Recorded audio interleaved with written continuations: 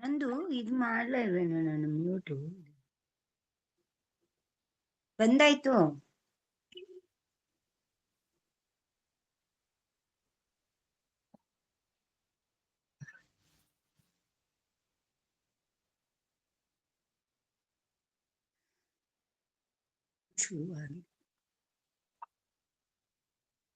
ಸುಧಾ ಇವತ್ತು ಬಂದರು.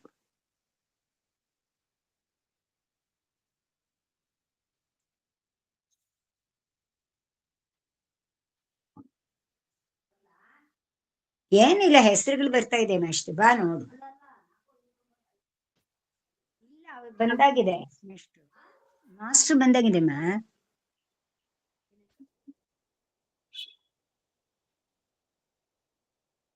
अस्मद्गुरुभ्यो नमः, अस्मत्परमगुरुभ्यो नमः, अस्मत्सर्वगुरुभ्यो नमः।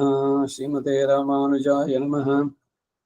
वेङ्कटनाथार्यः कवितार्किककेसरी वेदान्ताचार्यवर्यो मे सन्निधत्तां सदा हृदि। गुरुभ्यः नमो भागमदीमहे प्रणीमहे च तत्राद्यो दम्पती जगदाम्पति स्वशेषभूतेन मया स्वीयैः सर्वपरिच्छदैः विधातुं प्रीतमात्मानं श्रीमान् भगवते स्वयं शुक्लाम्बरधरं विष्णुं शशिवर्णं चतुर्भुजं प्रसन्नवदनं ध्यायेत् सर्वविघ्नोपशान्तये। यस्य धीर्तभक्ताद्याः पारिषद्याः परशतं विघ्नं निघ्नं विश्वक्सेनं तमाश्रये। दिव्याकारं सरोजाक्षं शङ्खचक्रगदाधरं मुकुन्दद्वारनिलयं विश्वक्सेनमुपास्महे।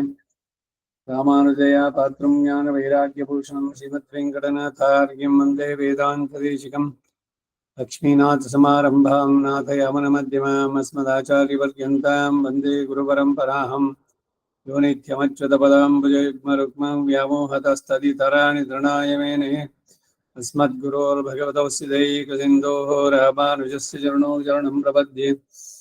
मातापिता युवतीस्तनया विभूतिः सर्वं यदेव नियमेन मधन्मयानाम्। आद्यस्य नः कुलपतेर्वकुलाविरहामं श्रीमत्तदङ्घ्रिगणं प्रणमामि मूर्ध्ना। भूतं सरश्च मादा क्वयपट्टनहाथ श्रीभक्तिसारकुलशेखरयोगिवाहान् भक्ताङ्घ्रिरेण वरगालयतीन्द्रमिश्रान् श्रीमत्पराङ्कुशमुनिं प्रणतोऽस्मेत्यं।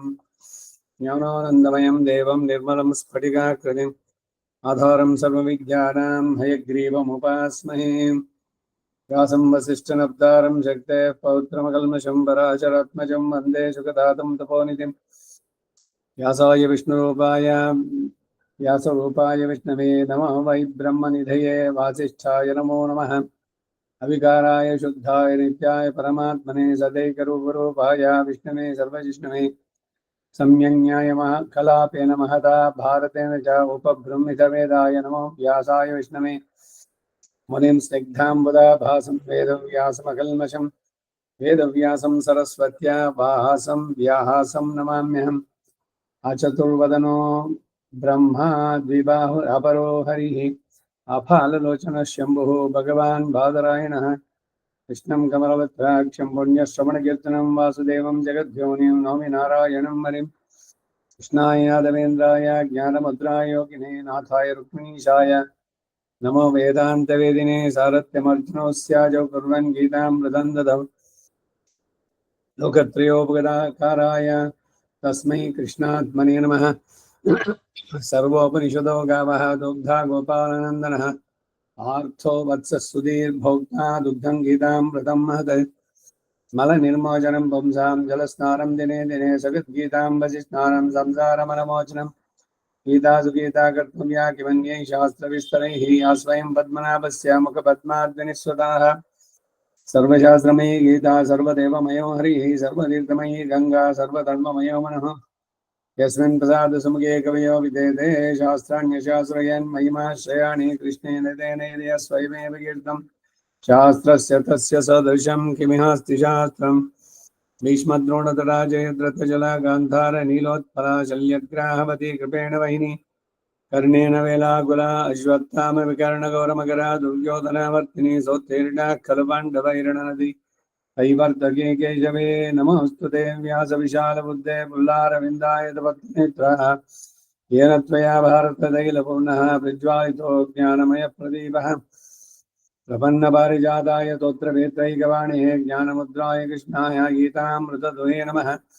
वसुदेवसुतं देवं कंसचाणूरमर्दनं देवकी परमानन्दम् कृष्णं वन्दे जगद्गुरुं पाराशर्यवचः सरोजमोहनं गीतार्थगन्धोत्कटं नानाख्यानविकेसरम् हरिकथा सम्बोधनावोदितं लोके सज्जनषट्पदैरारापेपीयमानं मुधाः भूयाद्भारतपङ्कजं कलिमलप्रध्वंसेन श्रेयसे नूकं करोति वाचालं पङ्गुं लङ्घयितगिरिं यत्कृपादमहं वन्दे परमानन्दमाधवं यं ब्रह्मा वरुणेन्द्रो रुद्रमरुतस्तन्वान्ति दिव्यैस्तवैः वेदैसाङ्गपदक्रमोऽपि निजये गायन्ति यं सामगाः ध्यानावस्थिता तद्गतेन मनसा पश्यन्ति यं योगिनो यस्याहन्तं न विदुःसुरासुरगणाः देवाय तस्मै नमः।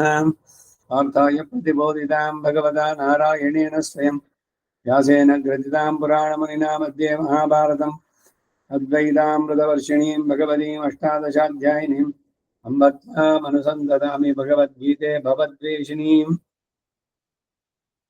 अष्टमैषी समेत श्रीकृष्णाय परब्रह्मणे नमः। अथ श्रीमद्भगवद्गीतासु उपनिषत्सु ब्रह्मविद्यायां योगशास्त्रे श्रीकृष्णार्जुनसंवादे राजविद्या राजगुह्यो योगो नाम नवमोऽध्याये चतुर्त्रिंशत् श्लोकः। कडेय श्लोकवु इदु। मन्मना भव मद्भक्तो मध्याजी मां नमस्कुरु मामे वैश्यसि युक्तैव आत्मानं मत्परायणः। ಈ ಶ್ಲೋಕದನ್ನೇ ಕಳೆದ ಬಾರಿ ನೋಡ್ತಾ ಇದ್ವಿ. ರಾಮಾನುಜರ ಭಾಷ್ಯ ಅದನ್ನ ಹೇಳ್ತಾ ಇದ್ವಿ. ಇನ್ನೊಮ್ಮೆ ಭಾಷ್ಯವನ್ನ ಓದ್ತೇನೆ. ಮನ್ಮನಾಭವ ಮಯಿ ಸರ್ವೇಶ್ವರೇಶ್ವರೇ ನಿಖಿಲ ಹೇಯ ಪ್ರತಿನೇಕ ಕಲ್ಯಾಣೈಕತಾನೇ ಸರ್ವಜ್ಞೇ ಸತ್ಯ ಸಂಕಲ್ಪೇ ನಿಖಿಲ ಜಗದೇಕ ಕಾರಣೇ ಪರಸ್ಮಿನ್ ಬ್ರಹ್ಮಣಿ ಪುರುಷೋತ್ತಮೇ पुंडरीक दलामलायतेक्षे स्वच्छ नीलजीमूत संकाशे युगपदुदित दिनकर सहस्र सदृश तेजसी लावण्यामृत महोदधौ उदार पीवर चतुर्बाहु अत्युज्वल पीतांबरे अमल किरीट मकर कुंडल हार केयूर कटक भूषिते अपार कारुण्य सौशील्य सौंदर्य माधुर्य गांभीर्य उदार्य वात्सल्य जलधावनालोचित विशेष शेष अशेष लोक शरण्ये सर्वस्यात्मनि तैलधारावत् अविच्छेदेन निविष्टमनाभव तदेव विष्णष्टि मद्भक्तः अत्यर्थमत्प्रियत्वेन युक्तो मन्मना भव इत्यर्थः। पुनरपि विष्णष्टि मध्याजी अनवधिकातिशय प्रियमदनुभवकारितमध्यजन परो भव। यजनं नाम परिपूर्ण शेषवृत्तिः। यजन सामान्यವಾಗಿ ಯಜನ ಅಂದ್ರೆ ಯಜ್ಞ, ಪರಿಪೂರ್ಣ ಶೇಷವೃತ್ತಿ ಅಂತಾರೆ. ಯಜ್ಞಗಳನ್ನು ನಡೆಸೋದು ಷಟ್ ಕರ್ಮ ನಿರತ ಬ್ರಾಹ್ಮಣ ಅಧ್ಯಯನ ಅಧ್ಯಾಪನ ಯಜನ ಯಾಜನ ದಾನ ಪ್ರತಿಗ್ರಹ ಯಾರು ಇರಬೇಕು? ಷಟ್ ಕರ್ಮಗಳು ಬ್ರಾಹ್ಮಣನಾದವನು. ಸ್ವಾಧ್ಯಾಯೋ ಅಧ್ಯೇತವ್ಯ ಪ್ರಥಮ ಕೆಲಸ ಇದು. ವೇದವನ್ನು ಕಲಿಬೇಕು. ಪ್ರತಿಯೊಬ್ಬ ಬ್ರಾಹ್ಮಣನು ಕಲಿಸ್ಬೇಕು. ಅಧ್ಯಯನ ಅಧ್ಯಾಪನ ಯಜನ ಯಾಜನ ತಾನು ಯಜ್ಞವನ್ನು ನಡೆಸುವಂತಹದ್ದು. ಅದು ನಿತ್ಯ ಅಗ್ನಿ ಕಾರ್ಯಗಳಾಗ್ಲಿ ಅಥವಾ ಮಾಸಾಗ್ನಿ ಬ್ರಹ್ಮ ಯಜ್ಞೇನ ಯಕ್ಷ್ಯೆ ಯಜನ ಅನ್ನೋ ಪದದಲ್ಲಿ ಬರುವಂತಹದ್ದು. ಅದು ಯಜನಂ ನಾಮ ಪರಿಪೂರ್ಣ ಶೇಷವೃತ್ತಿ. ಯಾಜನ ಅಂದ್ರೆ ಮಾಡಿಸುವಂತಹದ್ದು, ತಾನು ಅಧ್ವರ್ಯವಾಗಿ ನಿಂತು ಯಾಗಗಳನ್ನು ನಡೆಸುವಂತಹದ್ದು. ಔಪಚಾರಿಕ ಸಾಂಸ್ಪರ್ಶಿಕ ವ್ಯವಹಾರಿಕ ಸಕಲ ಭೋಗ ಪ್ರಧಾನ ರೂಪೋ ಹಿ ಯಾಗ. ನೋಡಿ, ಯಾಗ ಅಂದ್ರೆ ಏನು? ಔಪಚಾರಿಕ ಸಾಂಸ್ಪರ್ಶಿಕ ವ್ಯವಹಾರಿಕಾದಿ ಸಕಲ ಭೋಗ ಪ್ರಧಾನ ರೂಪ. ಭಗವಂತನಿಗೆ ಬಹಳ ಭೋಗ್ಯವಾಗಿರುವಂತಹದ್ದು ಯಜ್ಞಗಳು. ಅಗ್ನಿಂ ಪ್ರಥಮಂ ಯಜೇತ್ ಅಗ್ನಿಮುಖ ಏವ ದೇವತಾ ಪ್ರೀಣಾದಿ. ಅಚ್ಛಿದ್ರದಲ್ಲಿ ಬರುತ್ತೆ. ಅಗ್ನಿಮುಖದಿಂದ ದೇವತೆಗಳೆಲ್ಲ ಪ್ರೀತರಾಗ್ತಾರೆ. ಅಗ್ನಿ ಅವನು ಹವ್ಯವಾಹನ, ಶ್ರಾದ್ದದಲ್ಲಿ ಅದೇ ಅಗ್ನಿ ಕವ್ಯವಾಹನಾಗ್ತಾನೆ, ಪಿತೃಗಳನ್ನ ಯಜ್ಞ ಅದನ್ನ ನಡೆಸುವಂತಹದ್ದು. ಯಥಾ ಮದನುಭೋಜನಿತ ನಿರವಧಿಕಾ ದಿಶ್ಯ ಪ್ರೀತಿಕಾರಿತ ಮದ್ಯಜನ ಪರೋ ಭವಸಿ ತಥಾ ಮನ್ಮನಾ ಭವೇತ್ಯುಕ್ತಂ ಭವತಿ ಪುನರಪಿ ತದೇವ ವಿಶಿನಷ್ಟಿ ಮಾಂ ನಮಸ್ಕುರು ಅನವಧಿಕಾ ದಿಶ್ಯ ಪ್ರಿಯಮದನುಭವಕಾರಿತಾಖ್ಯರ್ಥ ಪ್ರಿಯಶೇಷ ವೃತ್ಯಾವಪರ್ಯವಸ್ಯನ್ ಮಯ್ಯಂತರಾತ್ಮನ್ ಯತಿ ಮಾತ್ರ ಪ್ರಹ್ವೀಭಾವವ್ಯವಸಾಯಂ ಕುರು ಮತ್ಪರಾಯಣಃ ಅಹಮೇವ ಪರಮಯನಂ ಯಸ್ಯಾಸೌ ಮತ್ಪರಾಯಣಃ ಮಯಾ ವಿನಾ ಆತ್ಮಧಾರಣ ಅಸಂಭಾವನೆಯ ಮದಾಶ್ರಯ ಇತ್ಯರ್ಥಃ. ಅವನಿಲ್ದಿದ್ರೆ ನಾವಿಲ್ಲ. ಆ ಮಟ್ಟಕ್ಕೆ ನಮ್ಮ ಆಲಂಬನ ಭಗವಂತನ ಮೇಲೆ, ಆಶ್ರಯ, ಅಯನ ಎಲ್ಲವೂ ಅವನೇ. ಏವಂ ಆತ್ಮಾನಂ ಯುಕ್ತ್ವಾ ಮತ್ಪರಾಯಣಸ್ತ್ವಮೇವ ಮನವಧಿಕಾತಿಶಯ ಪ್ರೀತ್ಯ ಮದನುಭವ ಸಮರ್ಥಂ ಮನಃ ಪ್ರಾಪ್ಯ ಮಾಮೇ ವೈಶ್ಯಸಿ. ಯಾವಾಗ ನನ್ನನ್ನೇ ಎಲ್ಲವನ್ನು ಬಿಟ್ಟು ಬೇರೆ ಎಲ್ಲದಕ್ಕಿಂತಲೂ ನಾನೇ ಪ್ರಧಾನವಾಗಿ ನನ್ನ ಸ್ಮರಣೆ ಜಪ ದಪ ಮಾಡದೇ ಇದ್ರೆ ಇರೋಕ್ಕಾಗೋಲ್ಲ, ಬದುಕೋಕ್ಕೆ ಸಾಧ್ಯ ಇಲ್ಲ ಅನ್ನೋ ಮಟ್ಟಿಗೆ ಬರ್ತೀಯೋ, ನನ್ನನ್ನೇ ಪಡೆದಿದ್ದಾನೆ.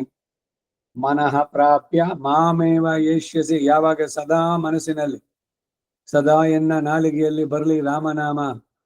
ಈ ಎಲ್ಲ ದಾಸರಡೋದು ಯಾಕೆಂದ್ರೆ ನಿರಂತರಂ ನಿನೈಪ್ಪದಾಹ ನೀ ನಿನೈಕ್ಕ ವೇಂಡುಮೆ. ಬೇರೆ ಚಿಂತನೆಗಳು ಬೇಡ. ಉನಕ್ಕೆ ನಾಮ ಚೈವ ಮತ್ತ ಕಾಮಂಗಳ ಮಾತು ಎಲ್ಲ ಕಾಲದಲ್ಲೂ, ಸರ್ವಕಾಲ ಸರ್ವವಸ್ಥೆ ಸರ್ವದೇಶ ಎಲ್ಲದರಲ್ಲೂ ಅವನೇ ಆಗಬೇಕು. ಹಾಗಾದಾಗ ಏನೊಂದು ನನ್ನೇ ಪಡಿತಾನೆ ಅವನು. ಆತ್ಮಶಬ್ದೋ ಹಿ ಅತ್ರ ಮನೋವಿಷಯ. ಏವಂ ರೂಪೇಣ ಮನಸ ಮಾಂ ಧ್ಯಾತ್ವ ಮಾಂ ಅನುಭೂಯ ನನ್ನನ್ನು ಅನುಭವಿಸುವಂತಹದ್ದು ಅಂದ್ರೆ ನೇರವಾಗಿ. ಅದಕ್ಕೆ ಆಳ್ವಾರಗಳು ಹಾಡಿರೋದು ಸುಮ್ಮನೆ ಈಗೇನೋ ಹ್ಯಾರಿ ಪಾಟರ್ ಮತ್ತೊಂದು ಕತೆ ಬರೆದಿದ್ದಾರೆ, ಯಾರೋ ಲೇಖಕಿರೋ ಅಥವಾ ಲೇಖಕನೋ ಆ ತರ ಸುಮ್ಮನೆ ಬರೆದಿದ್ದ. ಇದು ಅನುಭವಿಸಿ ಹಾಡಿದಂತಹ ಅನುಭಾವಿ ಗೀತೆಗಳು. ಮಾಂ ಅನುಭೂಯ ಮಾಂ ಇಷ್ಟ್ವ ಮಾಂ ನಮಸ್ಕೃತ್ಯ ಮತ್ಪರಾಯಣೋ ಮಾಮೇವ ಪ್ರಾಪ್ಸ್ಯತಿ ಇತ್ಯರ್ಥಃ. ತದೇವಂ ಲೌಕಿಕಾನಿ ಶರೀರ ಧಾರಣಾರ್ಥಾನಿ ವೈದಿಕಾನಿ ಚ. ಲೌಕಿಕವಾದ ಕೆಲಸ ಮಾಡ್ತಿರೋ, ವೈದಿಕವಾದ ಕೆಲಸ ಮಾಡ್ತಿರೋ. ಭೂಮಿ ಮೇಲೆ ಇರೋ ಅಷ್ಟು ದಿವಸ ಆಹಾರ ಅಶನಂ ಇಚ್ಛಂತಿ. ಆಹಾರ ಬೇಕು, ವಸ್ತ್ರ ಬೇಕು, ಇರೋಕ್ಕೊಂದು ನೆಲೆ ಬೇಕು. ಹಾಗಾಗಿ ಲೌಕಿಕವಾಗಿಯೋ ವೈದಿಕವಾಗಿಯೋ ನಿತ್ಯ ನೈಮಿತ್ತಿಕಾನಿ ಕರ್ಮಾಣಿ ಮತ್ ಪ್ರೀತಯೇ, ನನ್ನ ಪ್ರೀತಿಗೋಸ್ಕರವಾಗಿ. ಮಚ್ಛೇಷ ತೈಕರಸೋ, ನನ್ನನ್ನೇ ಉದ್ದೇಶಿಸಿ. ಇನ್ಯಾರು ಅನ್ಯ ದೇವತೆಯೋ ಅಥವಾ ಮತ್ತೊಬ್ಬರನ್ನಲ್ಲ, ಅವನೇ. ಐಕಾಂತಿಕ ಆತ್ಯಂತಿಕ ಭಕ್ತಿ ಅದು. ಮಚ್ಛೇಷ ತೈಕರಸೋ ಮಯೈವ ಕಾರಿತ ಇತಿ ಕುರ್ವನ್ ಸತತಂ ಮತ್ ಕೀರ್ತನ ಯತನ ನಮಸ್ಕಾರಾದಿಕಾನ್ ಪ್ರೀತ್ಯ ಕುರ್ವಾಣೋ. ಅದಕ್ಕೆ ಆಳ್ವಾರ ಹೇಳ್ದು, ಆ ವಾಶಿತ್ವಂ ಪೋಷಿತ್ವಂ ಪೋಕಿನೇನ್ ಪೋದು. ನನ್ನ ಸಮಯವೆಲ್ಲ ಭಗವಂತನಿಗಾಗಿನೇ. ಹಾಗಾದ್ರೆ ನಾನು ನಿತ್ಯ ವಿಧಿಗಳು ಅದೆಲ್ಲ ಬಿಟ್ಟ ಇಲ್ಲ, ಎಲ್ಲ ಕೆಲಸನೂ ಮಾಡಿದೆ. ಲೌಕಿಕವಾದ ಕೆಲಸಗಳು, ಆಫೀಸ್ಗೆ ಹೋಗೋದು ಮತ್ತೊಂದು, ಅದು ಮಾಡಿದ್ದೆ, ಶ್ರದ್ಧೆಯಿಂದ ಮಾಡಿದ್ದು. ಅದು ನನ್ನ ಬಾಸ್ ಯಾರಿದ್ದಾರೆ ಅಥವಾ ಯಾರದೋ ಪ್ರೀತಿಗಾಗಿ ಇದು ಮಾಡ್ತಾ ಇಲ್ಲ. ಅದು ಭಗವಂತನಿಗೆ ಪ್ರೀತಿ ಆಗ್ಲಿ ಅಂತ ಮಾಡಿದ್ದು, ಶ್ರದ್ಧೆಯಿಂದ ಮಾಡಿದ್ದು, ಪ್ರೀತಿಯಿಂದ ಮಾಡಿದ್ದು. ಏನೇ ಕೆಲಸ ಮಾಡಿ ಅದು ಪ್ರೀತಿಯಿಂದ ಆಗ್ಬೇಕು. ಆಗ ಅದು ಕೈಂಕರ್ಯವಾಗುತ್ತೆ, ಅದು ಭಗವಂತನಿಗೆ ಸಮರ್ಪಣೆ ಆಗುತ್ತೆ. ಯಾವಾಗ ನೀವು ಮಾಡುವಂತ ಕೆಲಸ ನೀವು ಪ್ರೀತಿಯಿಂದ ಮಾಡ್ತಿರೋ, ಅವಾಗ ಏನ್ ಕರ್ಮನೋ ಇದು, ಅಯ್ಯೋ ಏನ್ ಹಣೆ ಬರಹನೋ, ತಾಪೇದಾರಿ ಕೆಲಸ, ಇಲ್ಲ ಮುಸ್ರೆ ತಿಕ್ಕೋದು, ಬರೀ ಇದೇ ಆಯ್ತು ನಮ್ ಕತೆ ಎಲ್ಲ, ಅಭಾವ ಬರೋದೇ ಇಲ್ಲ. ಯಾಕೆ ಅಂದ್ರೆ ಎಲ್ಲವೂ ಭಗವಂತನಿಗಾಗಿ ನಾ ಮಾಡ್ತಾ ಇದ್ದೇನೆ. ನೀವು ಪಾತ್ರೆ ತೊಳೆದು ಫಳ ಅಂತ ಮಾಡಿ ಇಟ್ಟಿದ್ದೀರಿ, ಅದನ್ನ ಬಂದು ಯಜಮಾನರು ಪಕ್ಕದವರು ಎಷ್ಟು ಚೆನ್ನಾಗಿ ಇಟ್ಕೊಂಡಿದ್ದಾರೆ ಅಡಿಗೆ ಮನೆನ, ಆ ಸರ್ಟಿಫಿಕೇಟ್ಗ ನೀವು ಮಾಡಿದ್ದು. ನಿಮಗೆ ಬಂದಂತ ಕೃತ್ಯ ಅದು, ಗೃಹಿಣಿಯಾಗಿ ಮನೆಯನ್ನೇ ಚೊಕ್ಕಟವಾಗಿ ಇಟ್ಕೊಳ್ಳುವಂತಹದ್ದು ಮಾಡಿದ್ರಿಂದ ಏನು ಅಂದ್ರೆ ಭಗವಂತ ಪ್ರೀತನಾಗ್ತಾನೆ. ಅವನಿಗಾಗಿ ಮಾಡಿ, ನಾಟ್ ಫಾರ್ ಸಂಬಡಿ.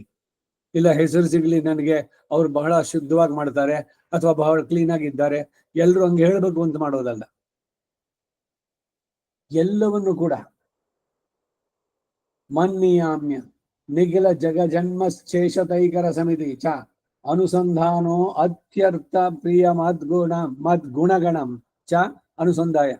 ಎಲ್ಲ ಕೆಲಸಗಳನ್ನು ನನಗಾಗಿ ಮಾಡಿ, ನನ್ನ ಗುಣ ಸ್ವರೂಪ, ಅವನು ಮಾಡಿದ ಅವತಾರಗಳು ಬೇರೆ ಬೇರೆ, ಜನ್ಮ ಕರ್ಮ ಚಮೇ ದಿವ್ಯಂ ಯೋ ವೇತ್ತಿ ತತ್ವತಃ, ಹಾಗೆ ಅನುಸಂಧಾಯ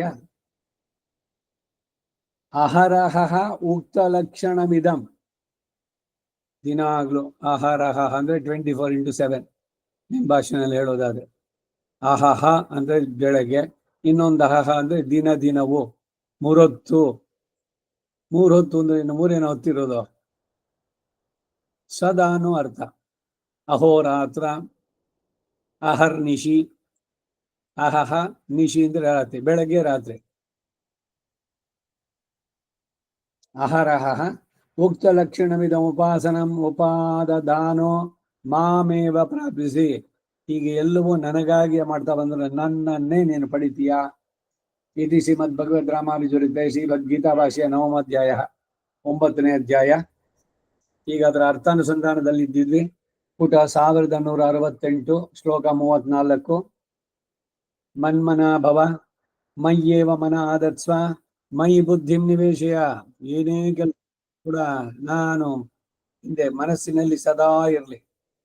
ಗೋಪಿಯರಂತೆ, ಗೋಪಿಯರೆಲ್ಲ ಏನ್ ಮಾಡಿದ್ರು, ಎಲ್ಲ ಕೆಲಸ ಅವ್ರದ್ದು ಯಾವುದನ್ನು ಬಿಟ್ಟಿಲ್ಲ. ಅವರು ಎಲ್ಲ ಕೆಲಸವನ್ನು ನಡೆಸ್ತಾ ಇದ್ರು. ಯಾರಿಗಾಗಿ ಮಾಡಿದ್ದು, ಇವ್ರಿಗೆ ಅಂತಲ್ಲ, ಮಾಡಿದ ಕೆಲಸ ಎಲ್ಲ ಭಗವಂತನಿಗಾಗಿ. ಬೆಳಗಾದ ತಕ್ಷಣ ಮನೆ ಗುಡಿಸಿ ರಂಗೋಲಿ ಹಾಕಿ ಹಸುಗಳಿಗೆ ಮೈ ತೊಳೆದು ಎಲ್ಲ ಹಿಂದಿನಲ್ಲಿ ಇಟ್ಕೊಂಡಿದ್ರು. ಈಗಲೂ ನಾವೆಲ್ಲ ಎಲ್ಲ ಬಿಟ್ಬಿಟ್ಟಿದೀವಿ ಇಲ್ಲ ಅಷ್ಟೇ. ಹಳ್ಳಿಗಳಲ್ಲಿದ್ದಾಗ ಮೊದಲು ಮನೆಗೆ ಎದ್ದಿದ ತಕ್ಷಣ ಬಾಗಿಲು ಮುಂದೆ ಗುಡಿಸಿ ರಂಗೋಲಿ ಹಾಕಿ, ಸಗಣಿಯಿಂದ ಸಾರಿಸಿ ರಂಗೋಲಿ ಹಾಕಿ, ಹಸುವಿನ ಇದಕ್ಕೆ ದನದ ಕೊಟ್ಟಿಗೆಗೆ ಹೋಗಿ ಆ ಹಸುಗಳಿಗೆ ಪ್ರದಕ್ಷಿಣೆ ಮಾಡಿ, ಗೋಪೂಜೆ, ತುಳಸಿ ಪೂಜೆ ಎಲ್ಲವೂ ಒಂದೊಂದಾಗಿ ಸ್ನಾನ ಮಾಡಿದ್ಮೇಲೆ ಅದಕ್ಕೆ ಮೊದಲು ಇವೆಲ್ಲ ಮಾಡ್ಕೊಂಡು ಬರುವಂತದ್ದು. ಹಾಗೆ ಎಲ್ಲವನ್ನು ಕೂಡ ಭಗವಂತನಿಗಾಗಿ ಅಂತ ಮಾಡಿದ್ದು. ಅದೇನೋ ಪುಣ್ಯ ಸಿಗಲಿ ಅಂತಲ್ಲ, ಎಲ್ಲ ಕೆಲಸಗಳು ಕೂಡ. ಮಯ್ಯಾವೇಶ್ಯ ಮನೋ ಯೋ ಮಾಂ ನಿತ್ಯ ಉಪಾಸತೆ ಎಂದು ಮಯ್ಯೇವ ಮನ ಆಧತ್ಸ್ವ ಮೈ ಬುದ್ಧಿಂ ನಿವೇಶಿಯ. ಏನೇ ಮಾಡಿದ್ರು ಎಲ್ಲ ಅವನಿಗಾಗಿ ಎಂದು ಪುನಃ ಮನ್ಮನ ಭವ ಎಂದು 18ನೇ ಅಧ್ಯಾಯದಲ್ಲಿ ಉಪದೇಶಿಸಿದ್ದಾರೆ. 3 ಸಲ ಬರ್ತಿದ್ದೆಲ್ಲ ಹಿಂದೆ ಬಂದಿದ್ದು. ಇಲ್ಲಿ ಮನ್ಮನ ಭವ ಅಂತ ಹೇಳಿ ಸಾಧ್ಯೋಪಾಯವಾದ ಭಕ್ತಿಯೋಗನ ವಿಧಿಸಿರುವುದರಲ್ಲಿ ಅವಧಾರಣ ಅರ್ಥವ ನನ್ನಲ್ಲೇ ಮನಸ್ಸನ್ನ ಯಾವಾಗಲೂ ನಿಲ್ಲಿಸು ಎಂಬ ಭಾವ ವ್ಯಕ್ತ. ಈ ಜಾಗದಲ್ಲಿ ನಿಲ್ಲಿಸಿದ್ದಿ ಹೋದ್ವಾರ. ಏಕೆಂದರೆ ಮಾಮೇ ವೈಶ್ಯಸಿ ಅಂದು ಪ್ರಾಪ್ತಿ ರೂಪ ಫಲವನ್ನು ಹೇಳುವಾಗ ಯಾವಾಗ ಅವಧಾರಣವು ಸ್ಪಷ್ಟವೋ ಆಗ ಸಾಧ್ಯೋಪಾಯದಲ್ಲೂ ಸುಸ್ಪಷ್ಟ ಎಂಬ ಭಾವ. ನನ್ನನ್ನೇ ಕಡೆಯಲ್ಲಿ ಪಡೀತೀಯಾ. ಬೆಳಗಾದ ತಕ್ಷಣ ಈ ಹಿಂದೆ ರೇಡಿಯೋ ಟ್ಯೂನ್ ಮಾಡಿದ ತಕ್ಷಣ ಏನಾದ್ರು ಒಂದು ಸುಭಾಷಿತವೋ ಅಥವಾ ಒಂದು ಭಗವಂತನ ದಿವ್ಯ ನಾಮವೋ ಸುಪ್ರಭಾತವೋ ಬರೋದು. ಅದು ಕೇಳ್ಬಿಟ್ಟು ಆಮೇಲೆ ಏನೇ ಕೆಲಸ ಮಾಡ್ತಿದ್ರು ಮನಸ್ಸಿನಲ್ಲಿ ಅದನ್ನು ಗುರುಗಿಸ್ತಾ ಇದ್ದೀವಿ. ಯಾಕೆ ಮೊದಲು ಕೇಳಿದ್ದಲ್ಲ. ಬೆಳಗಾದ ತಕ್ಷಣ ಅದರದ್ದು ಕಂಟಿನ್ಯೂಸ್. ಹಾಗೆ ಬೆಳಗಾಗಿ ಎದ್ದ ತಕ್ಷಣ ಮಾಡಿದ್ದು ಅದು ರಾತ್ರಿ ಮಲಗುವ ತನಕನೂ ಅದು ಕಂಟಿನ್ಯೂ ಆಗಬೇಕು. ಮತ್ತೆ ಪುನಃ ಬೆಳಗ್ಗೆ. ಹೀಗೆ ಸದಾ ಭಗವಂತನಲ್ಲೇ ಮನಸ್ಸನ್ನ ಇಟ್ಟು ಕಡೆಗೆ ನನ್ನನ್ನೇ ನೀನು ಪಡಿತೀಯಾ ಮದ್ಭಕ್ತೋಭವ ಅನ್ನೋದ್ರಿಂದ ನೀನು ಮಾಡು ಭಕ್ತಿಯಿಂದ ನಾನು ಸಂತುಷ್ಟನಾಗಿ ನಿನ್ನನ್ನ ಭಕ್ತನಾಗಿ ಭಾವಿಸಿದರೆ ಆಗ ಈಗ ನಿನ್ನನ್ನು ವರಿಸುವೆನೋ ಎಂದು ಯಮೇ ವೈಶವೃಣುದೇತೇನ ಲಭ್ಯ ಎಂಬ ಶ್ರುತಿ ಅರ್ಥ ಸೂಚಿತ. ಬಹಳ ಬಾರಿ ಬಂದಿದೆ, ನಿಮಗೆ ನೆನಪಿದ್ರೆ. ಕಠೋಪನಿಷದೆ ಮಾತು ಇದು. ನಾಯಮಾತ್ಮ ಪ್ರವಚನೇನ ಲಭ್ಯ ನ ಮೇಧೆಯ ನ ಬಹುಧಾ ಶ್ರುತೇನ ಯಮೇ ವೈಶವೃಣುದೇತೇನ ಲಭ್ಯ ನ ಅಯಂ ಆತ್ಮ. ಹೇಳಿದಾಗೆಲ್ಲ ಮತ್ವತ್ತಿದ ಅರ್ಥ ಹೇಳ್ತೀನಿ. ಈ ಆತ್ಮ ಅಂದ್ರೆ ಯಾರು? ಪರಮಾತ್ಮ. ನಾಯಮಾತ್ಮ ಪ್ರವಚನೇನ ಲಭ್ಯ. ಅಯ್ಯೋ, ಅವ್ರು ತುಂಬಾ ಚೆನ್ನಾಗಿ ಪ್ರವಚನ ಮಾಡ್ತಾರೆ. ಎಲ್ಲ ಅವ್ರಿಗೆ ಬಾಯಿ ತುದಿನಲ್ಲಿದೆ, ಕಂಠಗತವಾಗಿದೆ, ಚೆನ್ನಾಗಿ ಹೇಳ್ತಾರೆ. ನಮೇದಯ, ಬುದ್ಧಿಶಕ್ತಿ ಚೆನ್ನಾಗಿದೆ, ಸಂಸ್ಕೃತ ಓದಿದ ತಕ್ಷಣ ಅರ್ಥ ಹಾಗೆ ಸ್ಫುರಿಸುತ್ತೆ. ನ ಬಹುಧಾ ಶ್ರುತೇನ, ಅಯ್ಯೋ ನಾವೊಂದು 30-40 ಅಲ್ಲ 50 ವರ್ಷದಿಂದಾನೇ ಕೇಳ್ತಾ ಇರ್ಬೇಕು ಕಾಲಕ್ಷೇಪಗಳು ಏನ್ ಕಂಟಿನ್ಯೂಸ್ ಆಗಿ ಹೇರಳವಾಗಿ. ನ ಬಹುಧಾ ಶ್ರುತೇನ ಯಮೇ ವೈಶವ್ರು, ಇದರಿಂದ ಯಾವ್ದ್ರಿಂದ ಅವ್ನು ಸಿಗೋಲ್ಲ ಅಂದ ಅವನು. ನ ಅಯಂ ಆತ್ಮ ಪ್ರವಚನೇನ ಲಭ್ಯ, ಈ ಆತ್ಮ ಪ್ರವಚನದಿಂದ ಸಿಗೋಲ್ಲ.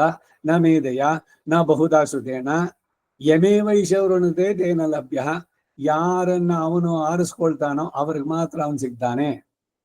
ಈಗ ಅಂದಿದ ತಕ್ಷಣ ಯಾಕೆ ಅವನು ಕೆಲವ್ರಿಗೆ ಮಾತ್ರ ಸಿಗ್ತಾನೆ ಕೆಲವ್ರಿಗೆ ಸಿಗೋಲ್ಲ?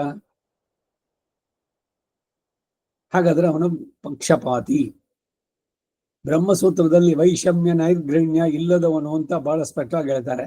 ಭಗವದ್ಗೀತೆಯಲ್ಲಿ ಹೇಳಿದವನೆ, ನಮೇ ಪ್ರಿಯ ನ ದ್ವೇಷೋಸ್ತಿ, ನನಗೆ ದ್ವೇಷಗಳು ಇಲ್ಲ ಪ್ರಿಯರು ಇಲ್ಲ, ನನಗೆ ಯಾರಿಂದ ಏನೂ ಆಗ್ಬೇಕಾಗಿಲ್ಲ.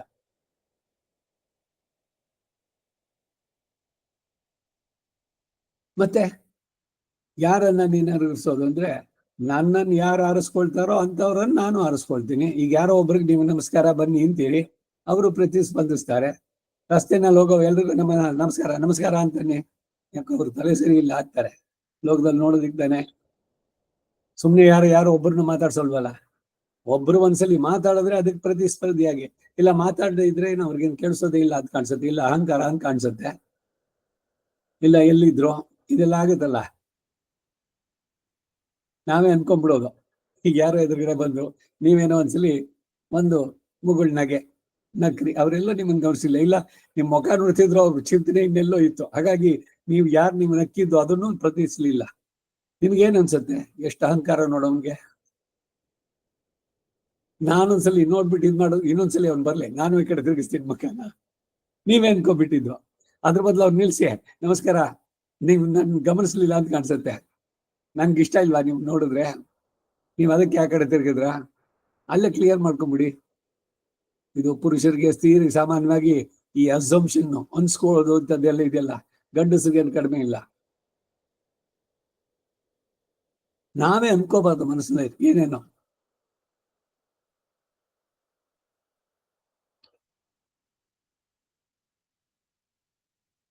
ಯಮೇ ವೈಶವ್ರಣೇನ ಲಭ್ಯ ಅಂತಂದ್ರೆ, ಯಾರನ್ನ ಅವನು ಆರಿಸ್ಕೊಳ್ತಾನೋ ಅಂತವ್ರಿಗೆ ಮಾತ್ರ ಅವನು ಸಿಗ್ತಾನೆ. ಯಾರನ್ನ ಅವನು ಆರಿಸ್ಕೊಳ್ತಾನೆ ಅಂದ್ರೆ, ನೀವು ಅವನನ್ನು ಆರಿಸ್ಕೊಂಡಿದ್ರೆ ಅವನು ನಿಮ್ಮನ್ನು ಆರಿಸ್ಕೊಳ್ತಾನೆ.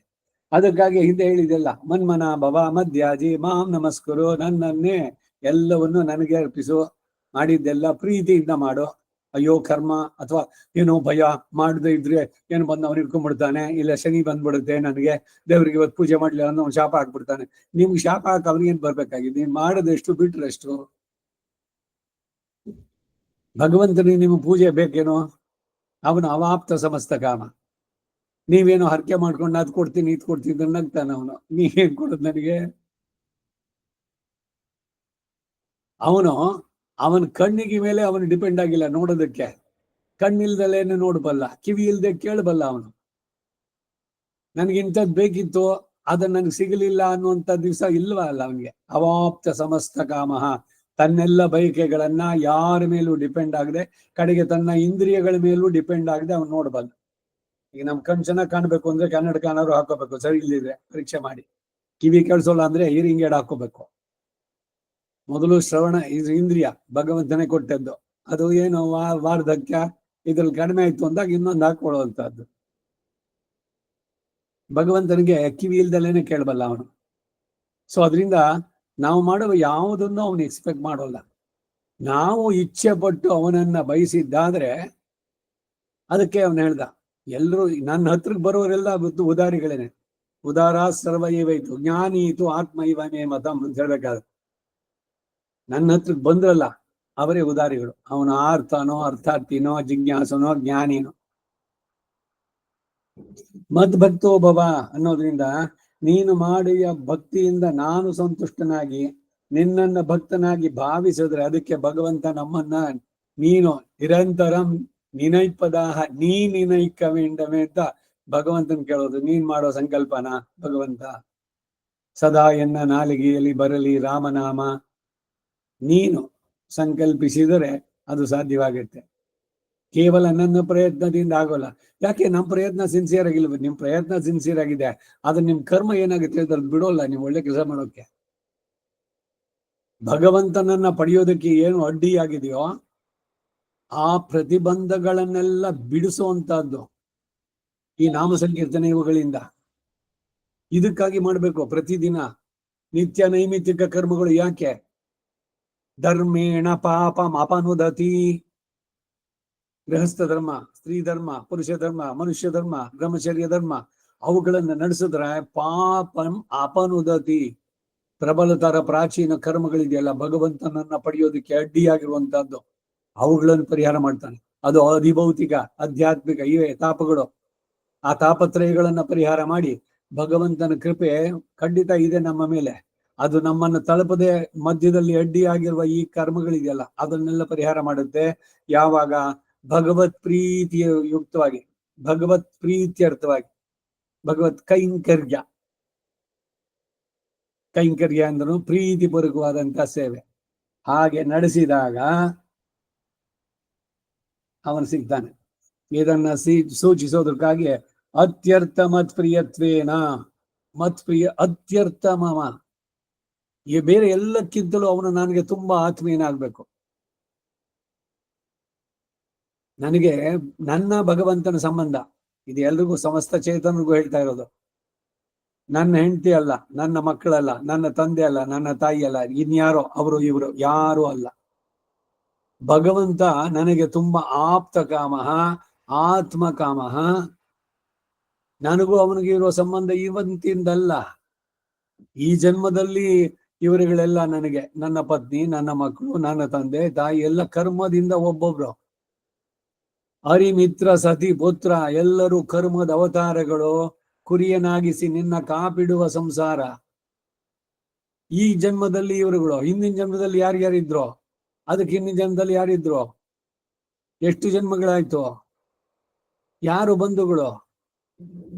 ಒತ್ತನಕ್ಕೆ ತಂಜನಲ್ಲ, ಒಬ್ಬ ಇನ್ನೊಬ್ಬನ ಉದ್ಧಾರ ಮಾಡಕ್ಕಾಗಲ್ಲ. ಅಲ್ಲಿ ಪ್ರತಿಯೊಂದು ಆತ್ಮ. ಆದ್ರೆ ಭಗವಂತನಿಗೂ ಈ ಜೀವಾತ್ಮನಿಗೂ ಇರೋ ಸಂಬಂಧ ಎಂದೆಂದೂ ಅಳಿಸದ ಸಂಬಂಧ. ಬಿಟ್ಬಿಟ್ಟಿದ್ವಿ ನಾವು, ನಮ್ಮ ಕರ್ಮ ಅದರಿಂದ ಬೇರೆ ಆಗೋಗಿತ್ತು. ಈಗ ಅದು ಗೊತ್ತಾಯ್ತು. ನನಗೆ ನಿನಗೆ ಇರುವಂತಹದ್ದು ನಿಜವಾದಂತಹ ಸಂಬಂಧ.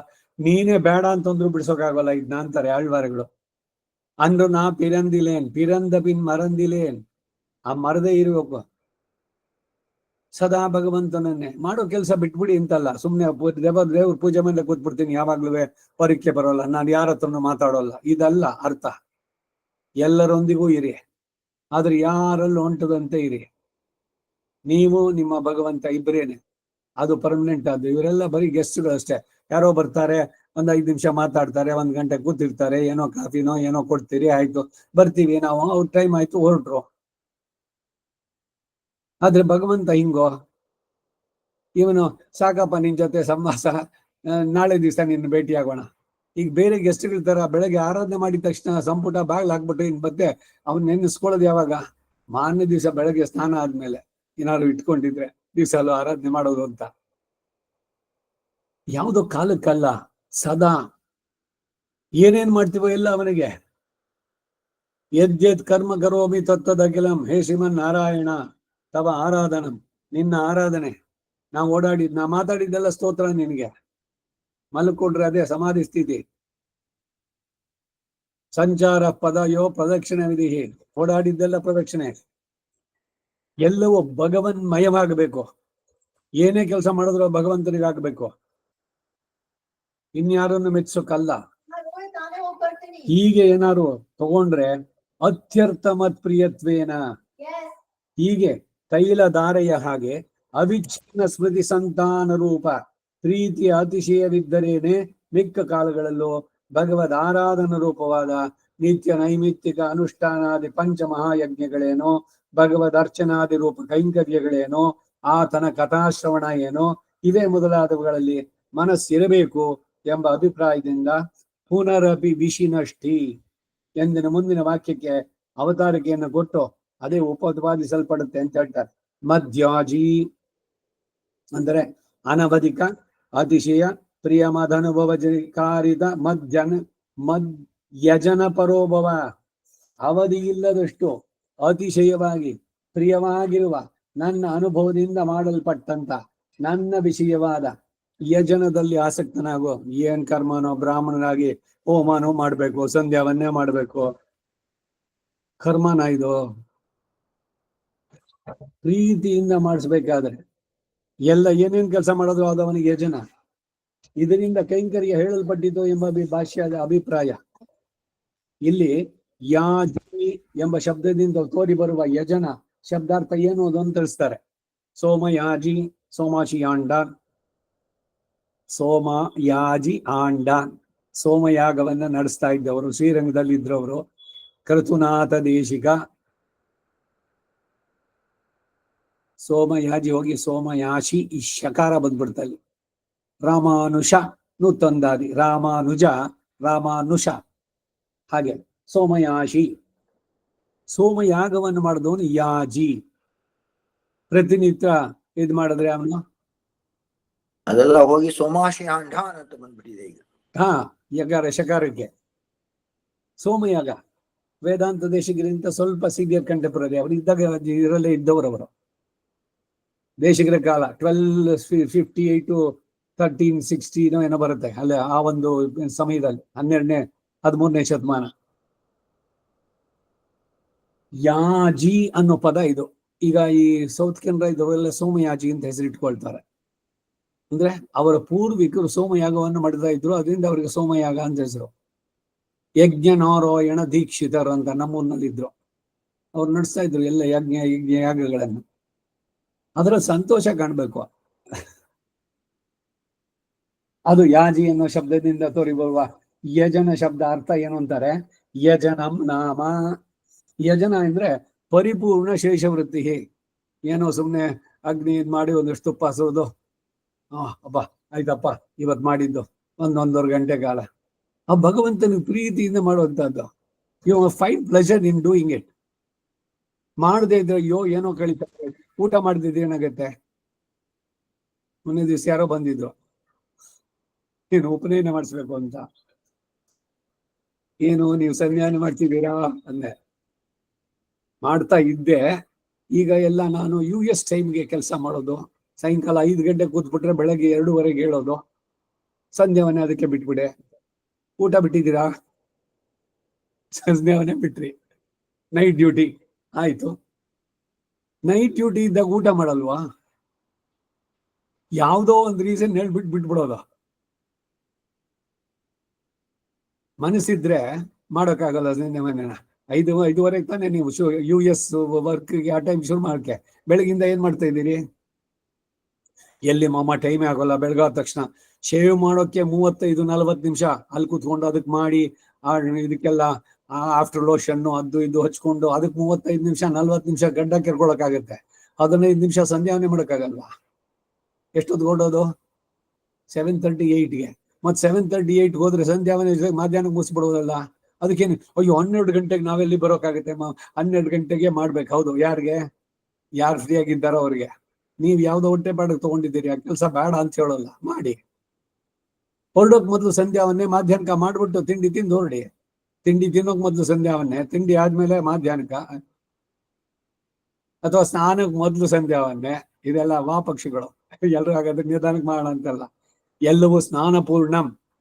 ಮೊದಲು ಸ್ನಾನ ಮಾಡಿಯೇ ಎಲ್ಲ ಕೆಲಸನೂ ಮಾಡ್ಬೇಕು ಅನ್ನೋದು ಆನ್ಯಿಕ ಗ್ರಂಥಗಳಲ್ಲಿ ಉಲ್ಲೇಖ ಇರೋದು. ಸರಿ, ಅಲ್ಲಿಂದ ಬರೋದು ಮನೆಗೆ 3 ಗಂಟೆ 3:30 ಆಗುತ್ತೆ. ಸರಿಯಾದ ಟೈಮ್ ಅಲ್ಲ, ಬ್ರಾಹ್ಮಿ ಮುಹೂರ್ತ. ಸ್ನಾನ ಮಾಡ್ಬಿಟ್ಟು ಸಂಧ್ಯಾವನ್ನೇ ಮಾಡ್ಬಿಟ್ಟು ಮಲ್ಕೊಳ್ಳಿ.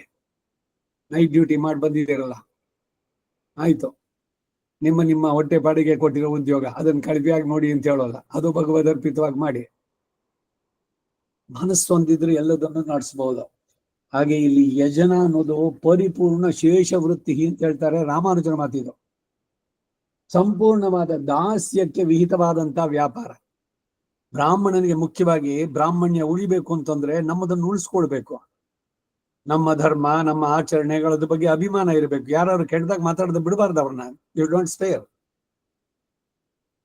ಎಂತ ಮೂರ್ಖತನ ನಾವು ಮಾಡ್ತೀವಿ ಅಂದ್ರೆ, ಒಬ್ಬ ಮುಸ್ಲಿಂ ಅಲ್ಲಿ ಪ್ಲಾಟ್ಫಾರ್ಮ್ ನಲ್ಲಿ ಟೌಲ್ ಹಾಕ್ಬಿಟ್ಟು ಶುರು ಮಾಡ್ಬಿಡ್ತಾನೆ ನಮಾಜು ಅಂತ. ನೀವು ಸಂಧ್ಯಾವನ್ನೇ ಮಾಡಿ ಕೂತ್ಕೊಂಡು ಯಾಕಾಗೋಲ್ಲ?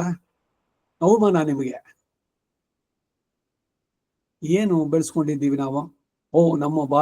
ನಮ್ಮ ಸನಾತನ ಧರ್ಮ ಬಾಯಿನಲ್ಲಿ ಹೇಳೋದಷ್ಟೇ. ಏನಾದ್ರು ಉಳಿಸ್ಕೊಂಡಿದ್ದೀರಾ ಒಂದ್ ಸ್ವಲ್ಪನಾದ್ರು?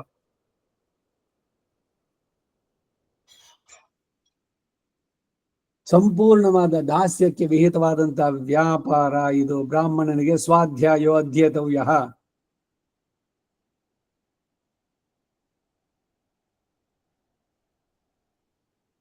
ಶೇಷವೃತ್ತಿ ಅಂದ್ರೆ ಯಾವುದು ಅಂದ್ರೆ ಕಿಂಕರನಾದ ಇವನು ಮಾಡುವಂತ ಕೈಂಕರ್ಯ.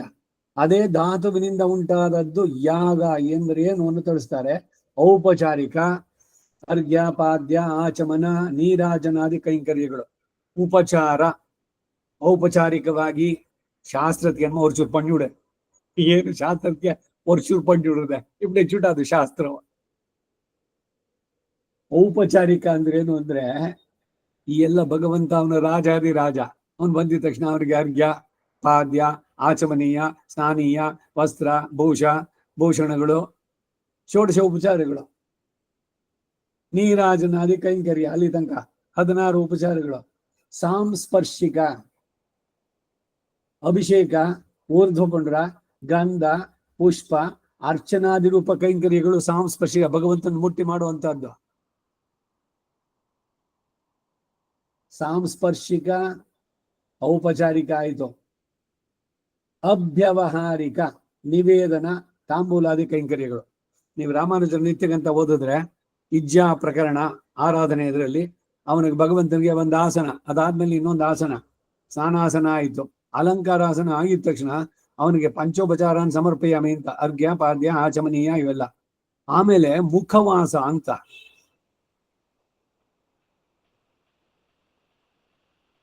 ಅಡಿಗೆ ಮನೆಯಲ್ಲಿ ಕೆಲಸ ಮಾಡ್ತಿದ್ರೆ ಕೈ ನೀರಾಗಿದ ತಕ್ಷಣ ಏನ್ ಮಾಡ್ತೀರಿ? ಒಂದ್ ಟವಲ್ನಲ್ಲಿ ಒರೆಸ್ಕೊಳ್ತೀರಿ ಇಲ್ವಾ? ಕೈ ಒರ್ಸೋಕ್ ಒಂದ್ ಬಟ್ಟೆ.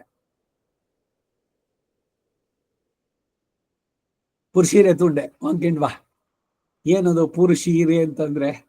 ಪುಟ್ಟ ಚೀರೆ ತುಂಡು, ಪುಟ್ಟ ಚೀರೆ ತುಂಡು. ಆಗಿಂದು ಅರ್ಧೋಗಿರೋ ಸೀದಾ ಕಾಟನ್ ಇದ್ರದ್ದು ಇದ್ರೆ ಕೈ ಒರೆಸ್ಕೊಳ್ಳೋಕೆ ಕಟ್ ಮಾಡಿ ಇಟ್ಕೊಂಡಿದ್ದು, ಅದು ಪುಟ್ಟ ಸೀರೆ ಪುರುಷೀರೆ ಆಗೋಯ್ತು. ಈಗ ಹ್ಯಾಂಡ್ ನ್ಯಾಪ್ಕಿನ್ಸು, ಕಾಲ್ ತೊಳ್ಕೊಂಡು ಬಂದ್ಮೇಲೆ ಕಾಲ್ ಒರೆಸ್ಕೊಳ್ಳೋಕೆ ಟವಲ್ಲು, ಅದು ಬೇರೆ ಇದು ಬೇರೆ. ಕಾಲ್ ಒರೆಸೋ ಬಟ್ಟೆನ ಕೈ ಒರೆಸ್ಕೊಳ್ತಿರೋ? ಹಾಗೆ ಭಗವಂತನಿಗೆ ಅರ್ಘ್ಯವನ್ನು ಕೊಟ್ಟ ಮೇಲೆ ಅವನಿಗೆ ಒಂದು ಮುಖವಾಸ. ಈ ಕೃಷ್ಣನ ದೇವಸ್ಥಾನ ಬೇರೆ ಕಡೆನಲ್ಲೂ ಕೂಡ ಆಗುತ್ತೆ.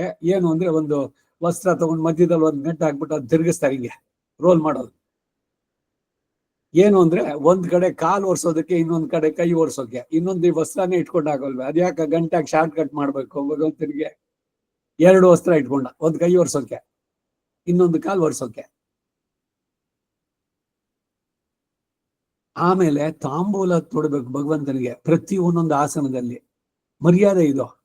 ಅವನ್ ರಾಜಾದಿ ರಾಜ ನೋಡಿ. ಇದು ಅವ್ಯವಹಾರಿಕ ನಿವೇದನ, ತಾಂಬೂಲಾದಿ ಕೈಂಕರ್ಯಗಳು.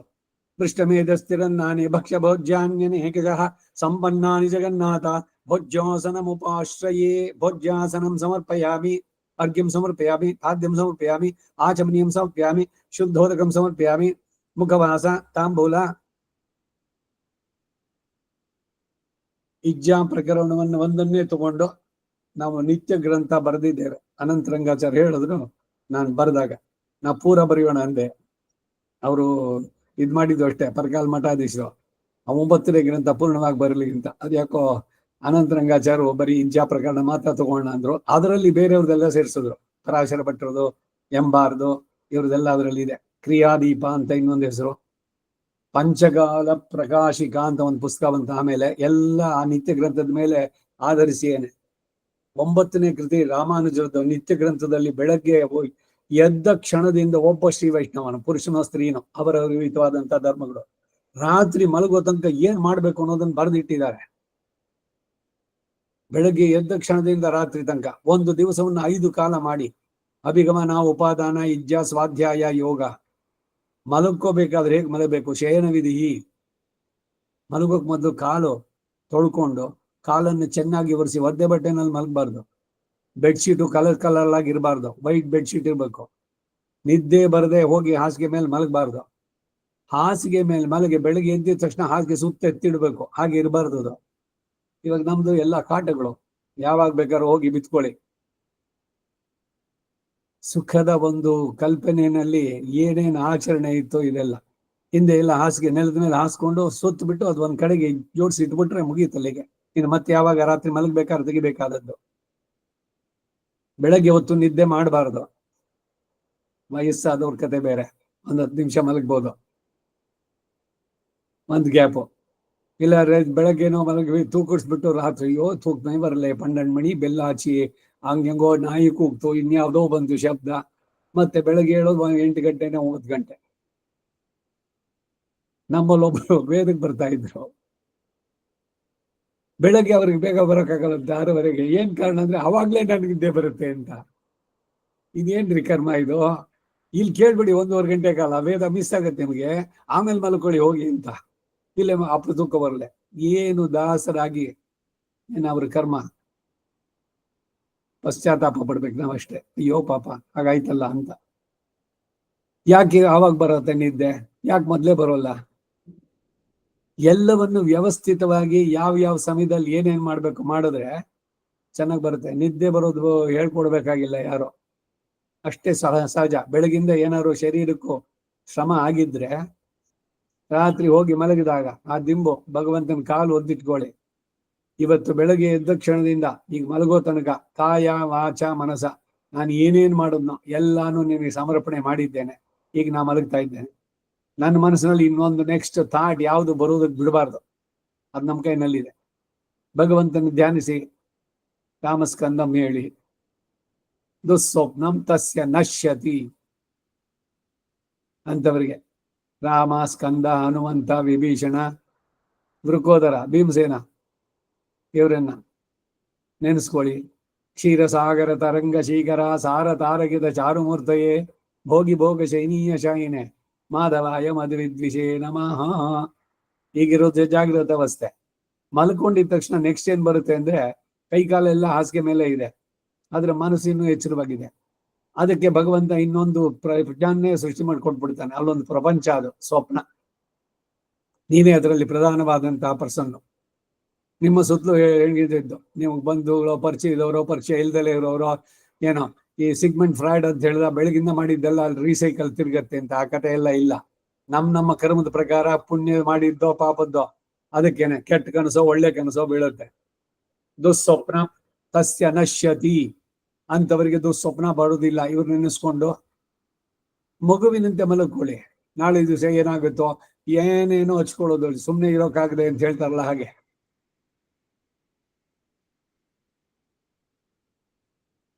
Idle man's mind is a devil's workshop ಅಂತ. ಏನೇನೋ ಕಥೆಗಳು ಎಷ್ಟೊತ್ತಾದ್ರೂ ಒಂದಕ್ಕಿಂತ ಇನ್ನೊಂದು ತಾಟ್ ಸೇರ್ಕೊಂಡು ಹೋಗ್ತಾ ಇರುತ್ತೆ. ಅದನ್ನ ಬಿಡ್ಲೇಬಾರ್ದಲ್ಲಿ. ನಿದ್ದೆ ಬರದೆ ಮಲಗಬಾರ್ದು. ಮಲಗಿದ ಮೇಲೆ 2 ನಿಮಿಷದಲ್ಲಿ you must go to deep sleep. ಆಗಿರ್ಬೇಕು ನಿಮ್ಮ ದಿನಚರಿ.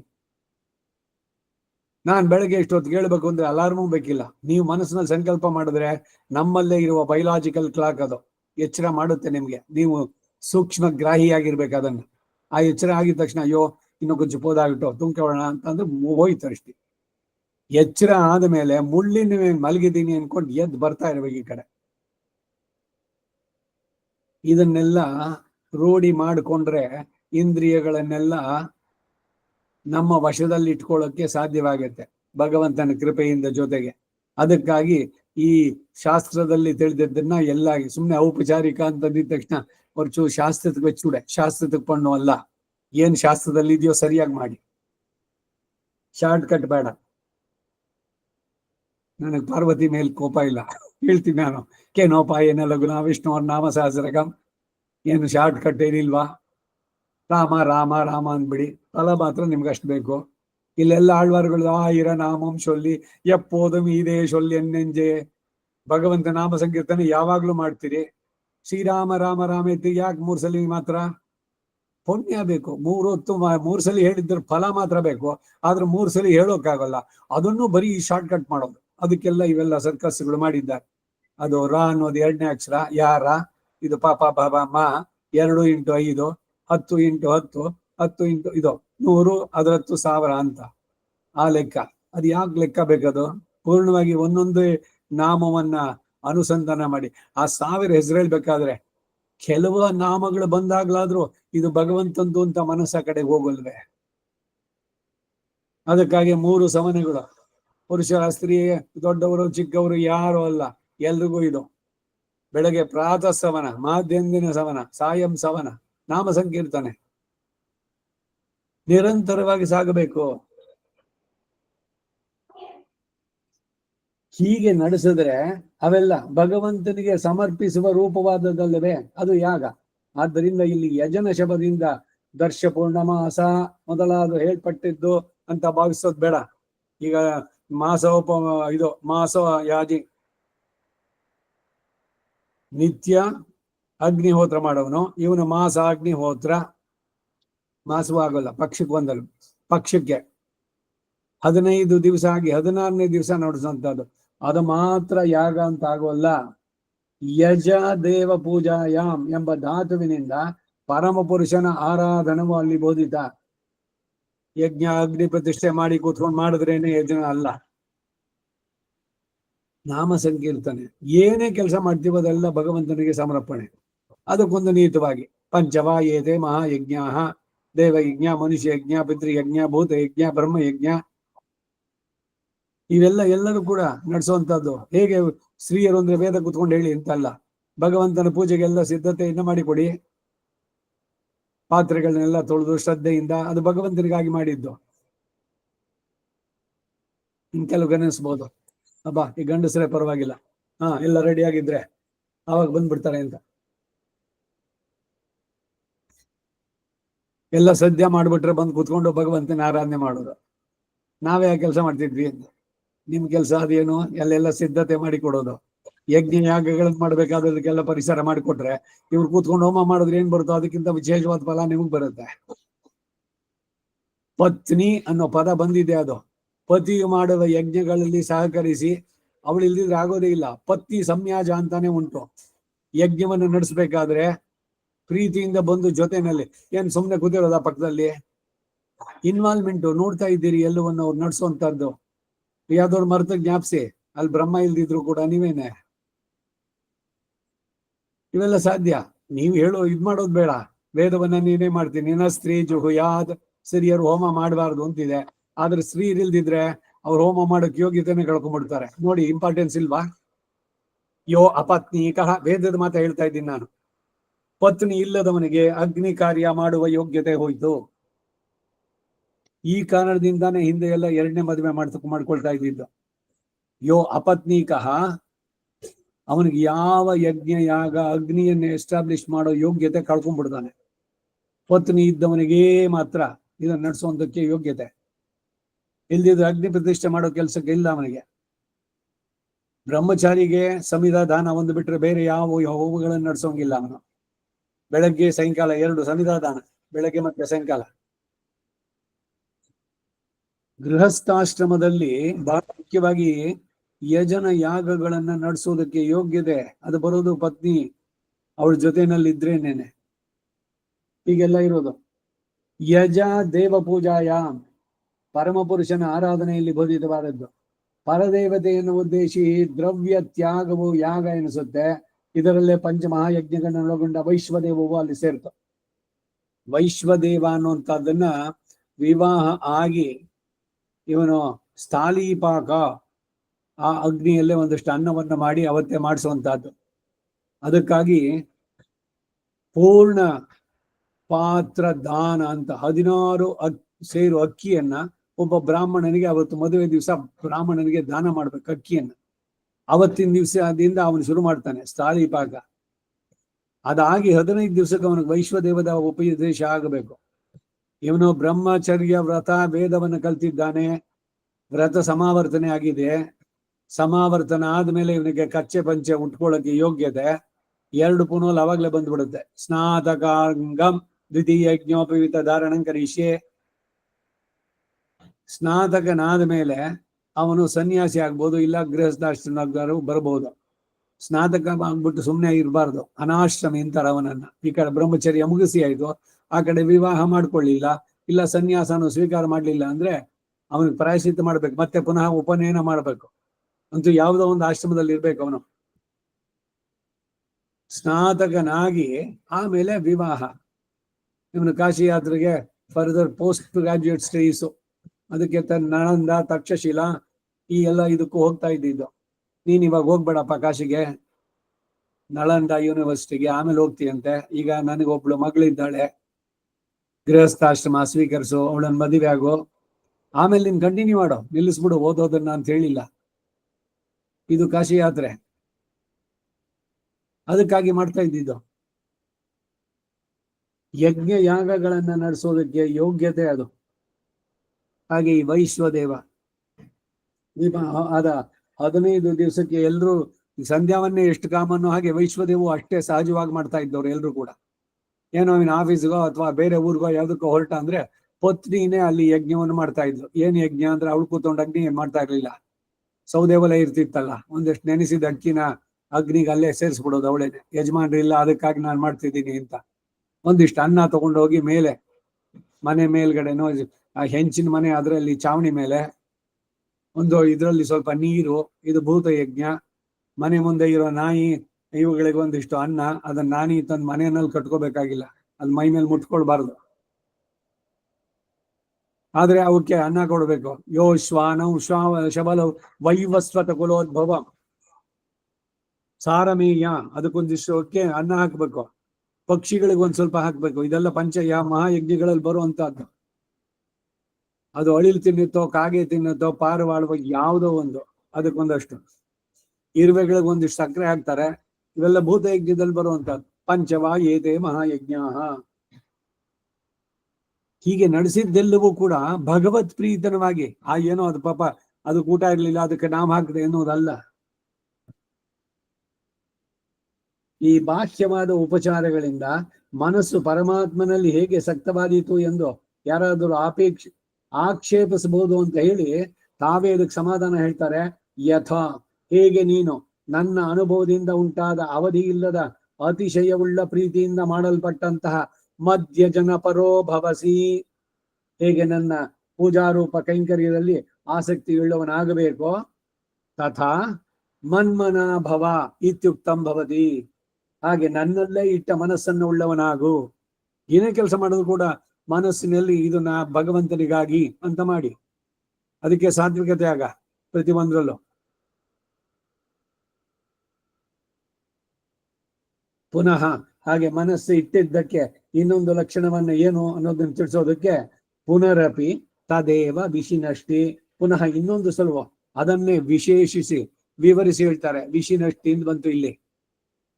ಮಾಂ ನಮಸ್ಕುರು ಅಂದ್ರೆ ಅನವಧಿಕ ಅತಿಶಯ ಪ್ರಿಯವಾದ ನನ್ನ ಅನುಭವದಿಂದ ಮಾಡಲ್ಪಟ್ಟಂತಹ ಅತ್ಯರ್ಥ ಪ್ರಿಯ ಶೇಷವೃತ್ತು, ಇಷ್ಟು ಅಂತ ಹೇಳಲು ಅಸಾಧ್ಯವಾಗಿ ಪ್ರಿಯವಾದ ಸಮಸ್ತ ವಿಧ ಕೈಂಕರ್ಯಗಳಲ್ಲಿ ಅತ್ಯಂತ ಪ್ರಿಯತಮವಾದದ್ದು, ಎಲ್ಲವೂ ಭಗವಂತನಿಗಾಗಿ ಅತ್ಯಂತ ಪ್ರೀತಿಯಿಂದ.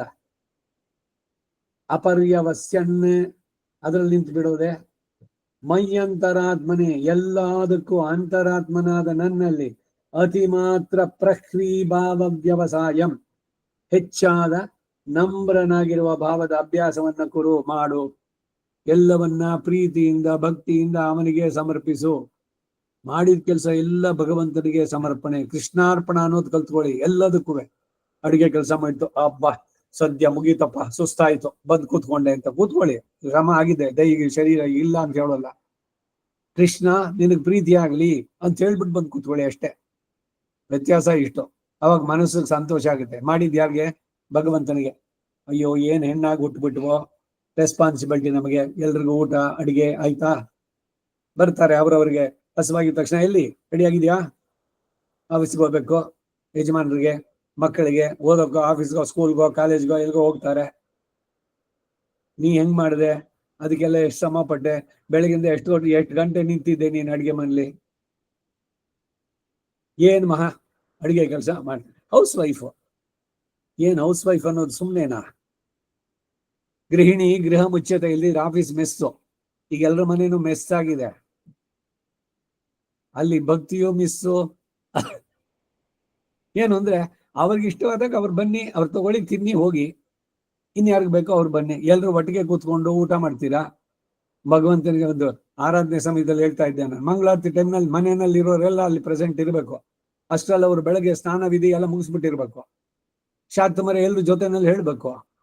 ಇವೆಲ್ಲ ರೂಢಿಸ್ಕೊಳ್ಳೋದು ಕಷ್ಟನಾ ನಮಗೆ? Generation gap. ಅವ್ರಿಗೆ ಬೇಕಾದ ಅವ್ರು ಬನ್ನಿ, ಇವ್ರು ಬೇಕಾಗಿ ಇವ್ರು ತಿನ್ನಿ. ಒಂದೇ ಮನೆಯಲ್ಲೇ ಎಲ್ರು ಪರ್ಗೀರು. ಈಗೇನು ಎಲ್ರದ್ದು ಒಂದೇ ಮನೆ ಇಲ್ಲ, ಅಪ್ಸ್ಟೇರ್ಸ್ಗಳು 2 ಫ್ಲೋರೋ 3 ಫ್ಲೋರೋ ಎಲ್ಲ. ಸೊ ಇಲ್ಲಿಂದ ಅವ್ರಿಗೆ ವಾಟ್ಸಪ್ನಲ್ಲಿ ಮೆಸೇಜ್, ಫೋನ್ನಲ್ಲಿ, ಹಲೋ ಇದೆಯಾ? ಮನೆಯಲ್ಲಿ ಇದ್ಕೊಂಡು ಕೂಡ ನೇರವಾಗಿ ಸಂಪರ್ಕ ಇಲ್ಲ ನಮಗೆ. ಯಾವ ಸ್ಥಿತಿಗೆ ತಂದ್ಬಿಟ್ಟಿದೀವಿ ವಿಜ್ಞಾನ ಇದು ಅಂತೇಳಿ. ಎಲ್ರು ಒಟ್ಟಿಗೆ ಕೂತು ಕಲಿತು ಒಟ್ಟಿಗೆ ಕೂಡ ಒಂದಿಷ್ಟು ಭಜನೆ ಮಾಡೋದು, ವಾರಕ್ಕೆ 1 ದಿವಸನಾದ್ರೂ. ಈ ಸಂಜೆ ಯೋಗ ಕ್ಲಾಸ್ ಮುಗಿಸ್ಕೊಂಡ್ಬರ್ತೀನಿ, ಇಲ್ಲೊಂದು ಕಾನೂನು ಮನೆ, ಅಲ್ಲಿಂದ ಬರ್ಬೇಕಾದ್ರೆ ಪ್ರತಿದಿನ ಭಜನೆ, ಆ ತಾಳದ ಶಬ್ದ ಅಲ್ಲಿ. ಧನ್ಯರವರು ಅಂತ ಅನ್ಕೊಂಡೆ. 1 ದಿವಸನೂ ಮಿಸ್ ಆಗೋಲ್ಲ. ವಾರ ಪೂರ್ತಿ ಮಾಡ್ತಾರೆ, ವಾರಕ್ಕೆ 1 ದಿವಸ ಮಾಡುತ್ತೀವಿ. ಈಗ ಅದು ಇಲ್ಲ ನಮಗೆ. ಎಲ್ಲೋಯ್ತು ಇಲ್ಲ ನಮ್ಮ ಆಚರಣೆಗಳೆಲ್ಲ? ರೂಢಿಸ್ಕೊಂಡ್ರೆ ಆಗೋಲ್ವಾ ಇದೆಲ್ಲ? ಇದಕ್ಕಿನ್ನೇನಾದ್ರು ಕಷ್ಟಪಡ್ಬೇಕಾ? ಎಲ್ಲರ ಮನಸ್ಸಿಗೂ ನೆಮ್ಮದಿ, ಒಂದು ಆನಂದ, ಆ ಒಳ್ಳೆ ಪಾಸಿಟಿವ್ ಎನರ್ಜಿ, ಈಗಿನವ್ರ ಭಾಷೆನಲ್ಲಿ ಹೇಳೋದಾದ್ರೆ ಇದನ್ನ ಡೆವಲಪ್ ಮಾಡ್ಕೊಂಡ್ರೆ ಆಗೋಲ್ವಾ ಮನೆಯಲ್ಲಿ? ಈ ಆಫೀಸರ್ ಮೆಸ್ಸುಗಳು ಅಂತೆಲ್ಲ ಇರೋದು. ನಾ ಈ ಟೂರ್ನಲ್ಲಿ ಹೋಗ್ಬೇಕಾದ್ರೆ ಭದ್ರಾವತಿನಲ್ಲಿ ಒಂದಿತ್ತು ಆಫೀಸರ್ ಮೆಸ್ಸು. ಅಲ್ಲಿ ಹೋದ್ರೆ ಯಾರು ಬರ್ತಾರೆ ಅವ್ರು ಕೂತ್ಕೊಳ್ತಾರೆ, ಅವ್ರಿಗೆ ಟೇಬಲ್ ಮೇಲೆ ಅವ್ರಿಗೆ ಏನ್ ಬೇಕೋ ಅದನ್ನೆಲ್ಲ ಅವ್ರದ್ದು ಇದು ಮಾಡ್ತಾರೆ. ಇನ್ಯಾರೋ ಬಂದ್ರು ಅವ್ರಿಗೆ ಆಮೇಲೆ ಬಡ್ಸೋದು. ಈಗ ಕೇಟ್ರಿಂಗ್ ನಲ್ಲಿ ಬರೋಲ್ವೇ ಆ ಥರದ. ಮನೆ ಕೂಡ ಆ ಥರ ಎಲ್ಲ ಮಾಡಿಟ್ಟಿದ್ದಾರೆ. ಯಾರೋ ಬನ್ನಿ, ಏನೋ ತಿನ್ನಿ, ಆಮೇಲೆ ಹೋಗಿ. ಎಲ್ರು ಒಟ್ಟಿಗೆ ಕೂತ್ಕೊಂಡು ಸಂತೋಷದಿಂದ ಸ್ವೀಕಾರ ಮಾಡೋದು ಹೇಗಿದೆ. ಹರಟೆ ಹುಡುಗಿ ಎಲ್ಲಿ ಅಂತ ಹೇಳೋಲ್ಲ, ಗಂಟೆ ಕಾಲ ಕೈ ಒಣಗಬಾರದು ಊಟಕ್ಕೆ ಕೂತ್ಕೊಂಡ್ಮೇಲೆ. ಆ ತಟ್ಟೆನ ಊಟ ಆದ್ಮೇಲೆ ತೊಳೆದು ಇಡಬಾರ್ದೆ, ಅದನ್ನ ಇಟ್ಬಿಟ್ರೆ ಮಾರನೇ ದಿವಸ ಕೆಲಸದವ್ರು ಬರ್ತಾಳೆ, ಅಲ್ಲಿ ತನಕ ಅದು ಹೊಡಿತಾ ಇರ್ಬೇಕು. ಇವೆಲ್ಲ ಮನೆಗೆ ಒಳ್ಳೆ ಶೋಭನೆ ಅಲ್ಲ. ಅದು ತಮ್ಮ ಊಟ ಮಾಡಿದ ತಟ್ಟೆನ ತಾವೇ ತೊಳೆದು ಇಡಬೇಕು. ಅದ್ರಲ್ಲಿ ದೊಡ್ಡತನ ಇಲ್ಲ ಅದನ್ನ ಇಡೋದ್ರಲ್ಲಿ.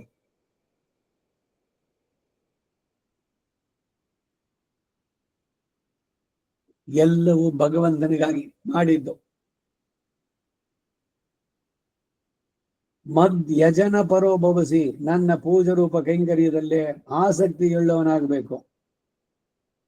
ಪುನರಪಿ ತದೇವ ವಿಷಿನಷ್ಟಿ, ಮತ್ತೆ ಮಾಂ ನಮಸ್ಕುರು, ಅನವಧಿಕ ಅತಿಶಯ ಪ್ರಿಯವಾದ ನನ್ನ ಅನುಭವದಿಂದ ಮಾಡಲ್ಪಟ್ಟಂತಹ ಅತ್ಯರ್ಥ ಪ್ರಿಯ ಶೇಷ ವೃತ್ತವು. ಇಷ್ಟೆಂದು ಹೇಳಲು ಅಸಾಧ್ಯವಾದದ್ದು, ಅಷ್ಟು ಪ್ರಿಯವಾದದ್ದು. ಸಮಸ್ತ ವಿಧ ಕೈಂಕರ್ಯಗಳಲ್ಲೇ ಅಪರ್ಯವಸ್ಯನ್ನ ನಿಂತು ಬಿಡೋದು. ಮೈ ಅಂತರಾತ್ಮನಿ, ಎಲ್ಲದಕ್ಕೂ ಅಂತರಾತ್ಮನಾದ ನನ್ನಲ್ಲಿ ಅತಿ ಮಾತ್ರ ಪ್ರಹ್ವೀಭಾವ ವ್ಯವಸಾಯ, ಹೆಚ್ಚಾಗಿ ನಮ್ರನಾಗಿರುವ ಭಾವನ ಅಭ್ಯಾಸ. ಭಗವಂತ ಇದ್ದಾನೆ ಯಾವಾಗ್ಲೂ, ಅವನಿಗೆ ನಾವು ತಗ್ಗಿ ಬಗ್ಗಿ ನಡೆಯುತ್ತೇವೆ. ಆ ವಿನಮ್ರ ಭಾವ, ಅದರ ಅಭ್ಯಾಸವನ್ನು ಮಾಡ್ಕೋ. ಕುರು ಸಾಧಾರಣವಾಗಿ ನಮಸ್ಕಾರ ತುಂಬಾ ಪೂಜ್ಯತೆ ಇದ್ದು ಉಪಕಾರಗಳನ್ನು ಪಡೆದದಕ್ಕೆ ಕೃತಜ್ಞತಾ ಭಾವದಿಂದ ಅಥವಾ ಮುಂದೆ ಶ್ರೇಯಸ್ಸನ್ನು ಹೊಂದಬೇಕು ಎಂಬ ಆಶೆಯಿಂದಲೋ ತೋರಿಸುವ ಪ್ರಹ್ವೀಭಾವ ರೂಪ ವ್ಯಾಪಾರ. ಪ್ರಹ್ವೀಭಾವ ಅಂದ್ರು ಅಲ್ಲಿ ಆ ವಿನಮ್ರತೆ ಇದೆ, ಭಗವಂತನಲ್ಲಿ ಆ ಧನ್ಯವಾದ ಇದೆ. ಅವನು ನನಗೆ ತುಂಬಾ ಆತ್ಮೀಯ, ನನ್ನನ್ನು ಸದಾ ಅವನು ರಕ್ಷಿಸ್ತಾನೆ. ನಮಸ್ಕಾರ ಮಾಡೋದು ಬೇಜಾರಾಗಬಾರ್ದು. ಅಯ್ಯೋ ಏನೋ ಉದ್ದಕ್ಕೆ ಯಾರು ನಮಸ್ಕಾರ ಮಾಡೋದು, ಚಿಕ್ಕದಾಗಿ ಹಿಂಗ್ ಅಂದ್ಬಾರ್ಣ, ಹಾಯ್ ಅಂದ್ಬಿಟ್ರೆ ಆಗೋಯ್ತು. ಬಾಯಿನಲ್ಲಿ ನಮಸ್ಕಾರ ಅಂದ್ರಾಯ್ತು. ಇವನು ಕೆಸದ್ನಲ್ಲ ಇವ್ ಮಧ್ಯದಲ್ಲಿ ಅವ್ನು ಮಾತಾಡ್ಸ್ಬೇಕು, ನಮಸ್ಕಾರ ಅಂತ ಅನ್ನೋದು, ಮನಸ್ಸಿನಲ್ಲಿ ಹಿಂಗ್ ಅನ್ಕೊಳ್ಳೋದು. ಅದ್ಯಾವ ನಮಸ್ಕಾರ ಅದು? ಸಾಷ್ಟಾಂಗ ಪ್ರಣಾಮವೋ ಪಂಚಾಂಗ ಪ್ರಣಾಮವೋ, ಅದರಲ್ಲಿ ಮನಸ್ಸು ಇಸ್ ಆಲ್ಸೋ ಒಂದು ಅಂಗ. ಅಲ್ಲಿ 10 ಇಂದ್ರಿಯಗಳು. ಈಗ ಕಾಲು, ತೊಡೆ, ಎದೆ, ಮೂಗು, ಹಣೆ, ಕೈ 2 ಅಂಜಲಿ ಪರಮಾಮುದ್ರ, ಇದರ ಜೊತೆಗೆ ಮನಸ್ಸು. ಅಲ್ಲಿ ಪಂಚಾಂಗ ಸ್ತ್ರೀಯರಿಗೆ ಸ್ಕ್ವಾಟಿಂಗ್ ಪೊಸಿಷನ್ ನಲ್ಲಿ ಕಾಲು, ಮಂಡಿ, ಆಮೇಲೆ ಮುಂದಕ್ಕೆ ಕೈಗಳು, 2 ಕೈಯನ್ನ ಜೋಡಿಸಿ ಮನಸ್ಸು ಹಣೆ ನೆಲಕ್ಕೆ ತಗಲಬೇಕು, 2 ಕೈ ಜೋಡಿಸ್ಬೇಕು. ಮನಸ್ಪೂರ್ವಕವಾಗಿ ಮನಃಪೂರ್ವಂ ಸಮಾಚಾರ ಇದೆ. ಸುಭಾಷಿತಕಾರ ಹೇಳೋದು, ಏನೇ ಕೆಲಸ ಮಾಡಿದ್ರು ಮನಸ್ಸಿಟ್ಟು ಮಾಡು. ಏನೋ ಕರ್ಮ ಮಾಡ್ತಿದ್ದೀನಿ ಅಂತ ಮಾಡೋದು ಬೇಡ. ಹೇಗೂ ಕರ್ಮ ನಡೆಯುತ್ತೆ. ಅಯ್ಯೋ ಏನೋ ನಮ್ ಕರ್ಮ, ಈ ಸಾಲು ಇದು ಬೇಸಾಕೋದು ಇದೆ, ಹಂಗ್ ಮಾಡಿದ್ರು ಅಡಿಗೆ ಆಗತ್ತೆ. ಅದನ್ನೇ ಪ್ರೀತಿಯಿಂದ ಭಗವಂತನಿಗೆ ಮಾಡ್ತಾ ಇದ್ದೀನಿ ಅಂತ ಮಾಡಿದ್ರೆ ಅದನ್ನ ತಿನ್ನೋರ್ಗೂ ನಿಮ್ಮ ಮನಸ್ಸಿನ ಸ್ಥಿತಿ ಇದೆಯಲ್ಲ ಅದ್ರದ್ದು ಇಂಪ್ಯಾಕ್ಟ್ ಇರುತ್ತೆ. ಅನ್ನಮಯಮ್ಮಿ ಸೌಮ್ಯ ಮನಃ. ಅದಕ್ಕೆ ಹೇಳೋದು, ಅಡಿಗೆ ಮನೆಯಲ್ಲಿ ಶುರು ಮಾಡ್ಬೇಕಾದ್ರೆ, ಕುಕ್ಕರ್ ಇಡ್ಬೇಕಾದ್ರೆ ಪೆರುಂದೇವಿ ತಾಯಾರ್ ತಿರುಕಯ್ಯಾಲೆ ಅಂತ ಕುಕ್ಕರ್ ಜೋಡಿಸಿ ತಿರುಪ್ಪಾವೈ ಶುರು ಮಾಡಿದ್ರೆ, ತಿರುಪ್ಪಾವೈ ಒಂದಾದ್ಮೇಲೆ ಒಂದು 30-30 ತಪ್ಪಾಮೆ ಹೇಳ್ತಾ ಇದ್ದಂಗೆ ಅಡಿಗೆ ಕೆಲಸ ಮುಗಿದೋಗ್ಬೇಕು. ಅಷ್ಟೊತ್ತು ಗೋದಾದೇವಿ ಹೇಳಿದ್ದು, ಉಪನ್ಯಾಸ ಕೇಳಿದ್ದು ಎಲ್ಲವೂ ಮನಸ್ಸಿನಲ್ಲಿ ಇರ್ಬೇಕು. ಹಾಗಂತ ಅಡಿಗೆನಲ್ಲಿ ಉಪ್ಪಾಕೋದ್ ಮರಿಬಾರದು. ಆ ಕೆಲಸವೂ ಆಗಬೇಕು. ಶ್ರದ್ಧೆಯಿಂದ ಮಾಡೋಣ. ಬಾಯಿನಲ್ಲಿ ಅವನ ನಾಮ ಸಂಕೀರ್ತನೆ, ಮಾಡೋ ಕೆಲಸ ಅವನಿಗಾಗಿ. ಹೀಗೆ ನಡೆಸಿದ್ರೆ ಆ ಮನೆಯಲ್ಲಿ ಇರೋರು ಅಷ್ಟು ಜನಕ್ಕೂ, ಅದು ಯಾರ್ಯಾರು ತಿಂತಾರೋ ಅದನ್ನ ಅನ್ನವನ್ನ ಹಾಗೆ ಸಿದ್ಧ ಮಾಡಿದ್ದು ಎಲ್ಲರಿಗೂ ಕೂಡ ಸತ್ವಗುಣ ವೃದ್ಧಿ ಆಗತ್ತೆ.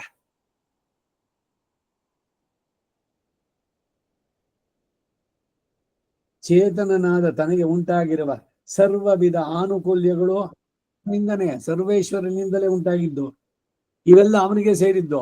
ಈಶಾವಾಸ್ಯ ಉಪನಿಷತ್ತಿನ ಮೊದಲನೇ ಮಾತೆ ಹೇಳುತ್ತೆ, ಈಶಾವಾಸ್ಯಮಿದಂ ಸರ್ವಂ ಯತ್ ಕಿಂಚ ಜಗತ್ಯಾಂ ಜಗತ್ ತೇನ ತ್ಯಕ್ತೇನ ಭುಂಜೀತಾಃ ಮಾ ಗೃಧಃ ಕಸ್ಯ ಸ್ವಿಧನಂ. ಇನ್ನೊಬ್ಬರದಕ್ಕೆ ಆಸೆ ಪಡಬೇಡ. ಭಗವಂತನ ಕೆಲಸ ಮಾಡ್ಬೇಕಾದ್ರೆ ಚೌಕಾಸಿ ಮಾಡಬೇಡ. ಕೊಟ್ಟವನು ಭಗವಂತ ಎಲ್ಲವನ್ನು. ಅವನು ಕೊಡೋದಕ್ಕೆ ಯಾಕೆ ಅಲ್ಲಿ ಹೆಸಿಟೇಷನ್? ಅದು ಬೇಡ.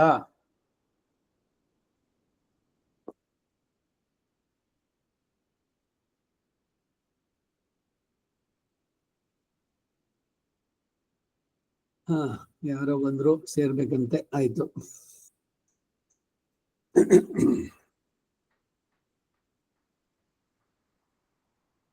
ಮುಂದಕ್ಕೂ ಕೂಡ ಈ ಹೇಯ ಬಂದ ನಿವೃತ್ತಿಯೋ ನಿರತಿಶಯ ಆನಂದ ರೂಪ ಭೋಗವು ಅವನಿಂದಲೇ. ನಾನು ನಂದು ಅನ್ನುವಂತ ಬುದ್ಧಿ ಹೋಗ್ಬೇಕಲ್ಲ. ನೀರ್ ನುಮದೆನ್ನಿವೈ ಬೇರ್ ಮೊದಲ್ ಮಾಯ್ತು. ಬೇರ್ ಸಮೇತ ಕಿತ್ತಾಕೋಕೆ ಅವನ ಕೃಪೆ ಇರಬೇಕು. ಅದಕ್ಕಾಗಿ ಆಹಾರ ಭಗವಂತನಿಗೆ ಸಮರ್ಪಿಸಿದ್ದನ್ನೇ ತಿನ್ಬೇಕು. ಆಹಾರ ಶುದ್ಧವು ಸತ್ವ ಶುದ್ಧಿ. ಭಗವತ್ ಪ್ರಸಾದವನ್ನೇ ತಿನ್ಬೇಕು. ಇಲ್ದಿದ್ರೆ ಕೇವಲ ಆಗೋ ಭವತಿ ಕೇವಲಾದಿ. ಏನೇ ಬಾಯಿಗೆ ಹಾಕೊಳ್ಳೋದದ್ದು ಮೊದಲು ಕೃಷ್ಣ ನಿನಗೆ ಅಂತ ಹೇಳ್ಬಿಡ್ತೀನಿ, ಪ್ರಸಾದವಾಗುತ್ತೆ.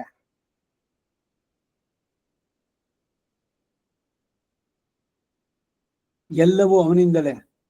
ಎಲ್ಲ ಭೋಗವು ನಾವೇನ್ ತಿಂತೀವೋ, ಏನ್ ಸಂತೋಷ ಪಡ್ತೀವೋ, ಪ್ರತಿಯೊಂದು ಕೂಡ ಎಲ್ಲವೂ ಕೂಡ.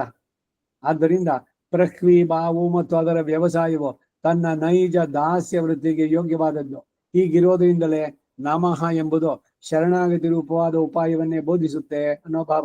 ಮನ್ಮನಾ ಭವ ಎಂದು ಯಾವಾಗ ಮನಸ್ಸನ್ನ ಸರ್ವೇಶ್ವರಲ್ಲಿ ಇಟ್ರೋ ಆಗ ಅದು ಅದರ ಪರಿವಾಹವಾಗಿ ಕೈಂಕರ್ಯ. ಮನಸ್ಸು ಯಾವಾಗ ಅದರಲ್ಲಿ ಶ್ರದ್ಧಾಂ ಕಾಮಸ್ಯ ಮಾತರಂ ಅಂತ ಶ್ರದ್ಧಾ ಸೂಕ್ತದಲ್ಲಿ, ಶ್ರದ್ಧಯಾಗ್ನಿ ಸಮಿದ್ಯತೆ ಶ್ರದ್ಧಯಾ ವಿಂದತೆ ಹವಿಹಿ ಶ್ರದ್ಧಾಂ ಭಗಸ್ಯ ಮೂರ್ಧನಿ ವಚಸಾ ವೇದಯಾಮಸಿ ಪ್ರಿಯಗ್ಗ ಶ್ರದ್ಧೆ ದತಃ ಪ್ರಿಯಗ್ಗ ಶ್ರದ್ಧೆ ದಿದಾಸತಃ ಪ್ರಿಯಂ ಭೋಜೇಶು ಯಜ್ವಸು. ಶ್ರದ್ಧಾಂ ಕಾಮಸ್ಯ ಮಾತರಂ. ನಮ್ಮೆಲ್ಲ ಬಯಕೆಗಳಿಗೆ ತಾಯಿ ಯಾವುದು ಅಂದ್ರೆ ಶ್ರದ್ಧೆ ಅಂದ್ರು. ನಿಮಗೆ ಶ್ರದ್ಧೆ ಇದ್ರೆ ಎಲ್ಲವೂ ಕೂಡ ಏನೇನು ನಡೆಸ್ಬೇಕಾದ್ರೂ ಕೂಡ ಕೆಲಸ ಅದ್ರಲ್ಲಿ ಶ್ರದ್ಧೆ ಇದ್ರೆ ತಾನು ಚೆನ್ನಾಗಾಗುವಂಥದ್ದು. ಹಾಗೆ ಆ ಶ್ರದ್ಧೆ ಉಂಟಾಗುತ್ತೆ ಯಾವಾಗ ಮನ್ಮನಾಭವ. ಮನಸ್ಸು ಯಾವಾಗ ಭಗವಂತನಲ್ಲಿ ಅದರ ಪರಿವಾಹವಾಗಿ ಆತನ ಪ್ರೀತಿಯನ್ನ ಸಂಪಾದಿಸೋದಕ್ಕಾಗಿ ನಮಸ್ಕಾರವು ಮಾಡತಕ್ಕದ್ದು ಅಂತ ವಿಧಿಸಿದ್ರು. ಪುನಃ ಉತ್ತಾಯ ನಮಸ್ಕೃತ್ಯ ಪುನಃ ಪ್ರಣಮ್ಯ ಪುನಸ್ತೆ ಪುನಸ್ತೆ ನಮಃ ಪುನಃ ತೇ ನಮಃ.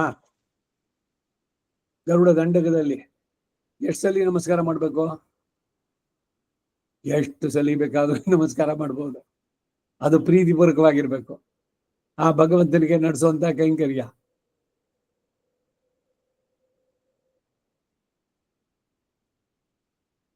ನಮಃ ಮಮನ, ಯಾವುದು ನಂದಲ್ಲ ಎಲ್ಲ ನಿಂದೇನೆ ಅಂತ ಹೇಳೋದಾದ್ರೆ. ಇನ್ನೊಂದು ನಮಃ, ಅಹಂಕಾರ ಅನ್ನೋದು ದೂರವಾಗ್ಲಿ, ನಾನು ನೀನು ಸೇರಿದವನು ಎಲ್ಲವನ್ನ ನೆನಪಿಸುವಂತದ್ದು. ಈ ನಮಃ ಶಬ್ದ ಇದೆಯಲ್ಲ ದ್ವಯ.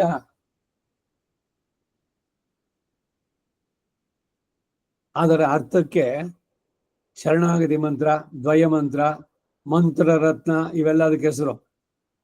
ಅದಕ್ಕೊಂದು ಸಪರೇಟ್ ಪುಸ್ತಕನೇ ಇದೆ, 2 ಪೂರ್ವಾರ್ಧ ಉತ್ತರಾರ್ಧ ರಹಸ್ಯ ತ್ರಯಸಾರದಲ್ಲಿ.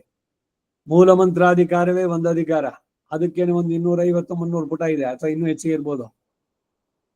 ದ್ವಯಾಧಿಕಾರ ನೆಕ್ಸ್ಟ್, ಅದು 2. ಆಮೇಲೆ ಚರ್ಮ ಶ್ಲೋಕ. ಈ ಬರೀ ನಮ ಅನ್ನೋದಕ್ಕಲ್ಲಿ ಅರ್ಥ ನೋಡಿ ಎಷ್ಟಿದೆ ಅಂತ. ಅನೇಕ ಕೈಂಕರ್ಯಗಳು ಇರುವಾಗ ಈ ನಮಸ್ಕಾರ ಮುಖ್ಯವಾಗಿ ಹೇಳಲ್ಪಡಲು ಕಾರಣ ಏನು ಅಂದ್ರೆ, ಶರಣಾನ್ವೇಷಿಯಾಗಿ ಆತನ ಕಾಲಲ್ಲಿ ಬಿದ್ದರೆ ಆತನು ವಶ್ಯನಾಗುವಾಗೆ ಇತರ ಕೈಂಕರ್ಯಗಳಿಂದ ಅಲ್ಲವಾದ್ದರಿಂದ ಅಂದ್ರು.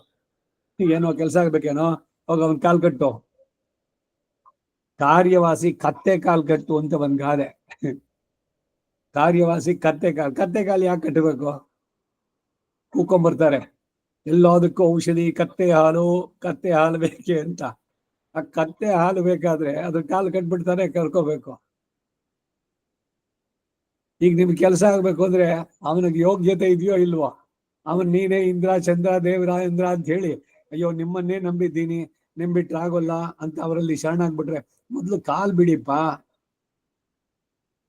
ಲಿಟರಲಿ ಅವ್ರ ಕಾಲನ್ನ ಹಿಡ್ಕೊಳ್ಳೋದು ಕೆಲಸ ಆಗ್ಬೇಕು ಇವ್ರದ್ದು. ಅತೀವ್ರತೆ ಇದ್ರೆ ಏನಾರಾಗ್ಲಿ, ಯಾಕಂದ್ರೆ ಅವನು ಮನಸ್ಸು ಮಾಡಿದ್ರೆ ಆಗುತ್ತೆ ಕೆಲಸ ಅಲ್ಲಿ. ಹಾಗೆ ಭಗವಂತನಲ್ಲಿ ಪ್ರೀತಿಯಿಂದ ಮಾಡೋದು. ಇಲ್ಲಿ ಸುಮ್ನೆ ನಮ್ ಕೆಲಸ ಆಗ್ಬೇಕು, ಏನೋ ಮಾಡ್ಬೇಕಾಗಿತ್ತಲ್ಲ ಅದಕ್ಕಾಗಿ ಮಾಡಿದ್ರೆ ಇನ್ ಯಾಕೆ ಬೇಕು ಅವನು, ಹಂಗಾಗ್ಬಾರ್ದು, ಕೃತಜ್ಞರಾಗ್ಬಾರ್ದು. ನಮಸ್ಕಾರ ಅನ್ನೋದು ಇದಕ್ಕೆ ಶರಣಾಗತನಾದವನಿಗೆ ಅದು ಅಂತ. ರಾಮಾಯಣದ ಉತ್ತರಕಾಂಡದಲ್ಲಿ ಕಪೋತಾಪಾಖ್ಯಾನ ಅಂತ ಒಂದು ಬರುತ್ತೆ. ಪಾರಿವಾಳದ ಉಪಾಖ್ಯಾನ ಕಪೋತ. ರಾಮ ಹೇಳ್ತಾನೆ ಈ ಕಥೆನ. ಕಾಡಿನಲ್ಲಿ ಒಬ್ಬ ಬೇಡ ಬಂದಿದ್ದಾನೆ, ಗಂಡು ಹೆಣ್ಣು ಪಾರಿವಾಳ ಮಕ್ಕಳ ಜೊತೆ ಒಂದು ಮರದಲ್ಲಿ ಇತ್ತು. ಇವನ ಗಂಡು ಪಾರಿವಾಳನ ಬಲೆ ಬೀಸಿ ಹಿಡಿದು ಬಿಟ್ಟ. ಅದನ್ನ ಹಿಡ್ಕೊಂಡು ಹೋದ, ಎಲ್ಲೆಲ್ಲೋ ಸುತ್ತದ ಎಲ್ಲ ಆಯ್ತು. ಅವನಿಗೆ ದಾರಿ ತಪ್ಪಿತು ಕಾಡಿನಲ್ಲಿ. ಕಡೆಗೆ ಸುತ್ಕೊಂಡು ಎಲ್ಲೆಲ್ಲೋ ಕತ್ತಲ್ಲಿ ಬಂದು ಆ ಮರದ ಕೆಳಗಡೆನೆ ಇದ್ದಾನೆ. ಹೆಣ್ಣು ಪಾರಿವಾಳ ಅಲ್ಲಿ ಕೂತಿದೆ, ಗಂಡು ಪಾರಿವಾಳ ಇವನ ಬಲೆಯಲ್ಲಿ ಇದೆ. ಆ ಹೆಣ್ಣು ಪಾರಿವಾಳ ಏನ್ ಮಾಡ್ತು ಗೊತ್ತಾ, ಪಾಪ ಇವನ್ ಚಳಿನಲ್ಲಿ ನಡುಗ್ತಾ ಇದ್ದಾನೆ ಅಂತ ಎಲ್ಲಿಂದ ಒಂದಷ್ಟು ತರಗೆಲೆ ಎಲ್ಲ ತಂದು ಹಾಕಿ ಒಂದ್ ಬೆಂಕಿ ಕಡ್ಡಿನ ತಂದು ಅಲ್ಲಿ ಹಾಕಿ, ಅದೇ ಹಚ್ಚಿದೇನು ಇಲ್ಲ, ಅಲ್ಲಿ ಎಲ್ಲಿಂದಾನೋ ತಗೊಂಡ್ ಬಂದು ಹಾಕ್ತು. ಹಚ್ಚಿದ್ರೆ ಕಾಸ್ಕೊಳ್ಳಿ ಅಂತ. ಆಮೇಲೇನು, ನನ್ನ ಮರದ ಹತ್ರ ಬಂದಿದೆಯಲ್ಲ, ಈಗ ನಾನು ಅದಕ್ಕೆ ಬೀಳ್ತೀವ್ರೆ, ತಾನಾಗಿ ಆ ಹತ್ತಿದ ಬೆಂಕಿ ಜೋಡಿಸಿ ಮಾಡ್ತಲ್ಲ, ಅದ್ರಲ್ಲಿ ಬೀಳ್ತೀನಿ, ಅದು ಆಹಾರ ಸ್ವೀಕಾರ ಮಾಡ್ಲಿ ಅಂತ. ಅದಕ್ಕೆ ಮಕ್ಳುಗಳು ಹೇಳಿದ್ರು, ಬೇಡಮ್ಮ ನೀನಿರು, ನೀನು ತಂದೆ ಬದುಕಿದ್ರೆ ಆಗುತ್ತೆ, ನಾವು ಬೀಳ್ತೀವಿ ಅಂತ. ಈ ಮರದ ಆಶ್ರಯಕ್ಕೆ ಬಂದಂತ ಶರಣಾಗತಿ ಮಾಡಿದ್ದಕ್ಕೆ ಆ ಪಾರಿವಾಳ ತನ್ನನ್ನೇ ಕೊಡ್ತೀನಿ ಅಂತ ಹೇಳ್ತು. ಆ ಪಾರಿವಾಳಕ್ಕಿರೋ ಬುದ್ಧಿ ನಮಗ್ ಬೇಡವೆ ಅಂತಾನೆ ಶರಣಾಗತಿ ಹಿರಿಮೆಯನ್ನು ಹೇಳ್ಬೇಕಾದ್ರಲ್ಲಿ ಭಗವಂತ. ಯದಿವಾ ರಾವಣ ಸ್ವಯಂ, ಇವಕ್ಕೆಲ್ಲ ಅಲ್ಲಿ ಬರ್ಬೇಕಾದ್ರೆ ಮುಂದಕ್ಕೆ ಬಂದವನು ವಿಭೀಷಣ ಯಾಕೆ, ನನ್ನಲ್ಲಿ ಅವನು ಶರಣಾಗಿದ್ದೇನೆ ಅಂದ. ಒಂದು ಪಕ್ಷಿನೇ ತಾನು ಇದ್ ಮಾಡೋಕ್ ಬಿಡ್ಲಿಲ್ಲ, ಇನ್ನಂಥದ್ರಲ್ಲಿ ಅಂತ. ಎಷ್ಟೆಲ್ಲ ಕಥೆಗಳು ಗೊತ್ತಾ, ಒಂದೆರಡಲ್ಲ. ಇನ್ನೊಬ್ಬ ಬೇಡ ಹೋಗಿದ್ದಾನೆ ಇದೇ ಕಥೆ ವಿಚಾರದಲ್ಲಿ. ಆ ಗಂಡು ಪಾರಿವಾಳ ಇಟ್ಕೊಂಡಿದ್ದಾನೆ, ಹೆಣ್ಣು ಪಾರಿವಾಳ ತಾನಾಗೆ ಬಂದು ಅದ್ರ ಅವನ ಕಾಲತ್ರನೇ ಸುತ್ತದು. ಅವನ ಕಡೆಗೆ ಏನಾಯ್ತು ಅಂದ್ರೆ, ಅಯ್ಯೋ ಪಾಪ ಎಷ್ಟೆಲ್ಲ ಒದ್ದಾಡ್ತಾ ಇದೆ ಅದು ನೋಡೋ ದೃಷ್ಟಿ. ಕಡೆಗೆ ಹಿಡಿದಿದ್ದ ಪಾರಿವಾಳ ಬಿಟ್ಕೊಟ್ಬಿಟ್ಟು ಹೋಗ್ತಾನೆ. ಕಟುಕನ ಮನಸ್ಸಿನಲ್ಲೇನೆ ಶರಣಾಗತಿ ಮಾಡಿದ್ದಕ್ಕೆ ಆ ರೀತಿ ಪರಿವರ್ತನೆ ಆದ್ರೆ, ನಾನು ಶರಣಾಗತ ರಕ್ಷೈಕ ವ್ರತಿ ಹೇಗಿರ್ಬೇಕು? ಈ ರೀತಿ ಶರಣಾನ್ವೇಷಿಯಾಗಿ ಆತನ ಕಾಲಲ್ಲಿ ಬಿದ್ದರೆ ಆತನು ವಶ್ಯನ ಆಗುವ ಹಾಗೆ ಬೇರೆ ಕೈಕರ್ಯಗಳಿಂದ ಆಗಲ್ಲ. ಆದ್ರಿಂದ ನಮಸ್ಕಾರ ಮಾಡಿ. ಆ ನಮಸ್ಕಾರ ಅನ್ನೋದು ಸಾಷ್ಟಾಂಗ ಪ್ರಣಾಮ ಆಗ್ಲಿ, ಕೈಯನ್ನ ಜೋಡಿಸಿ ಮನಃಪೂರ್ವಕವಾಗಿ, ಮನಃಪೂರ್ವಂ ಸಮಾಚರೇತ್.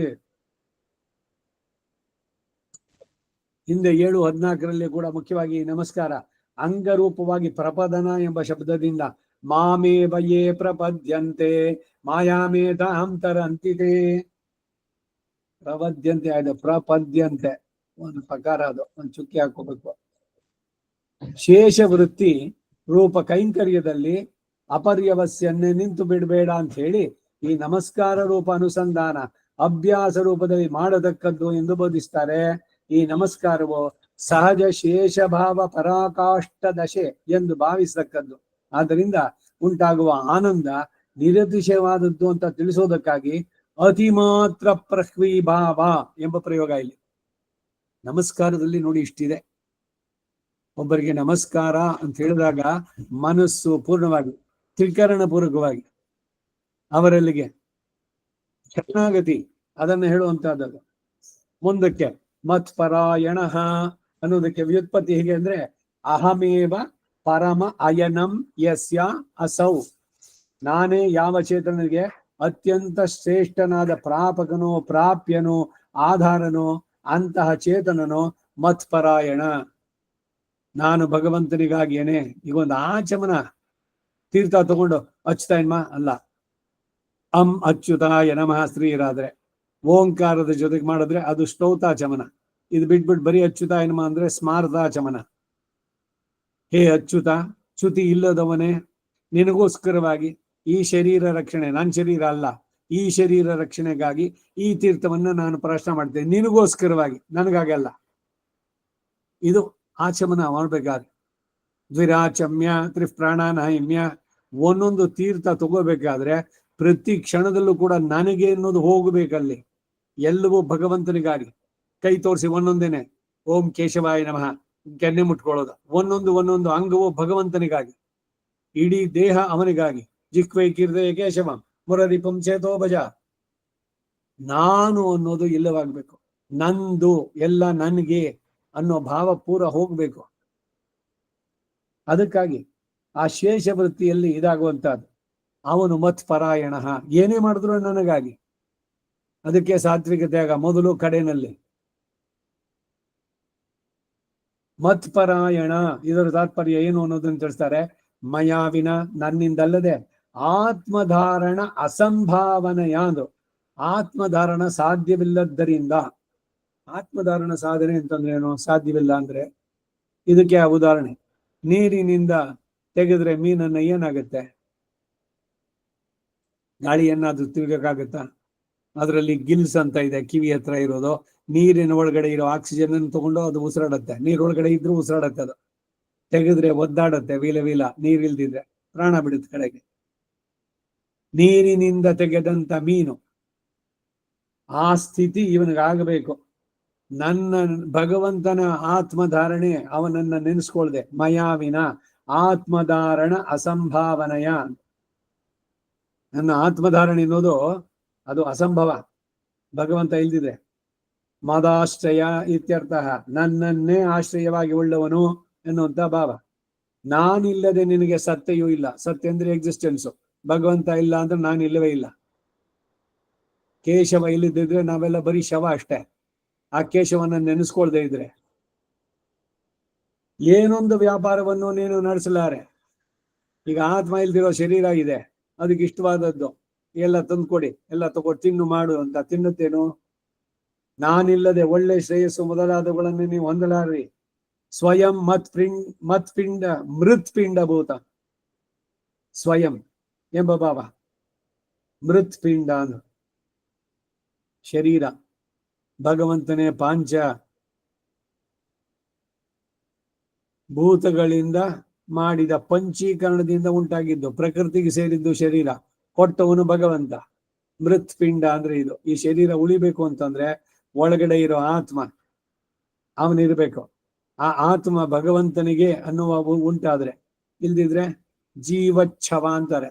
ಬದುಕಿದ್ರು ಅವ. ಈಗ ICU ನಲ್ಲಿ ವೆಂಟಿಲೇಟರ್ಸ್ ಹಾಕ್ಬಿಟ್ಟಿರ್ತಲ್ಲ, ಉಸಿರಾಡುತ್ತಿರುವ ಶವಗಳು. ಅದು ಭಗವಂತನ ಕೃಪೆ ಇದ್ರೆ ಅವ್ರು ವಾಪಸ್ ಬರ್ಬೋದು, ಇಲ್ಲ ಅಲ್ಲಿ ನಂಗೆ ಹೋಗ್ಬೋದು. ವೆಂಟಿಲೇಟರ್ ನಲ್ಲಿ ಇಟ್ಟಿದ್ದಾರೆ. ಎಲ್ಲವೂ ಆರ್ಟಿಫಿಷಿಯಲ್, ಕೃತಕವಾಗಿ. ಉಸಿರಾಟನೂ ಅಷ್ಟೇ, ಅವ್ರ ಶರೀರಕ್ಕೆ ಆ ಇದನ್ನು ಪಂಪ್ ಮಾಡೋದು. ಆ ರೀತಿ ಗಾಳಿಯನ್ನ. ತುಂಬಾ ಹಿಂಸೆ ಇವೆಲ್ಲ. ಇದು ಈ ಸ್ಥಿತಿ ಬರೋದು ಬೇಡ. ಅನಾಯಾಸೇನ ಮರಣಂ. ಆಸ್ಪತ್ರೆನಲ್ಲಿದ್ದು, ICU ನಲ್ಲಿದ್ದು, ವೆಂಟಿಲೇಟರ್ ಹಾಕಿಸ್ಕೊಂಡು ಒಂದು ದಿವಸಕ್ಕೆ ಇಷ್ಟಿಷ್ಟು ಸಹಸ್ರ ದುಡ್ಡುಗಳು, ಅದು ಎಲ್ಲ ಮಾಡಿ ಇವನು ಪ್ರಾಣ ಹೋದ್ಮೇಲೆ ಅವ್ರಿಗೆಲ್ಲ ಕಟ್ಟಿ ದುಡ್ಡನ್ನ ಆಮೇಲೆ ಕೊಡ್ತೀವಿ ಬಾಡಿನ ಅಂತಾರೆ.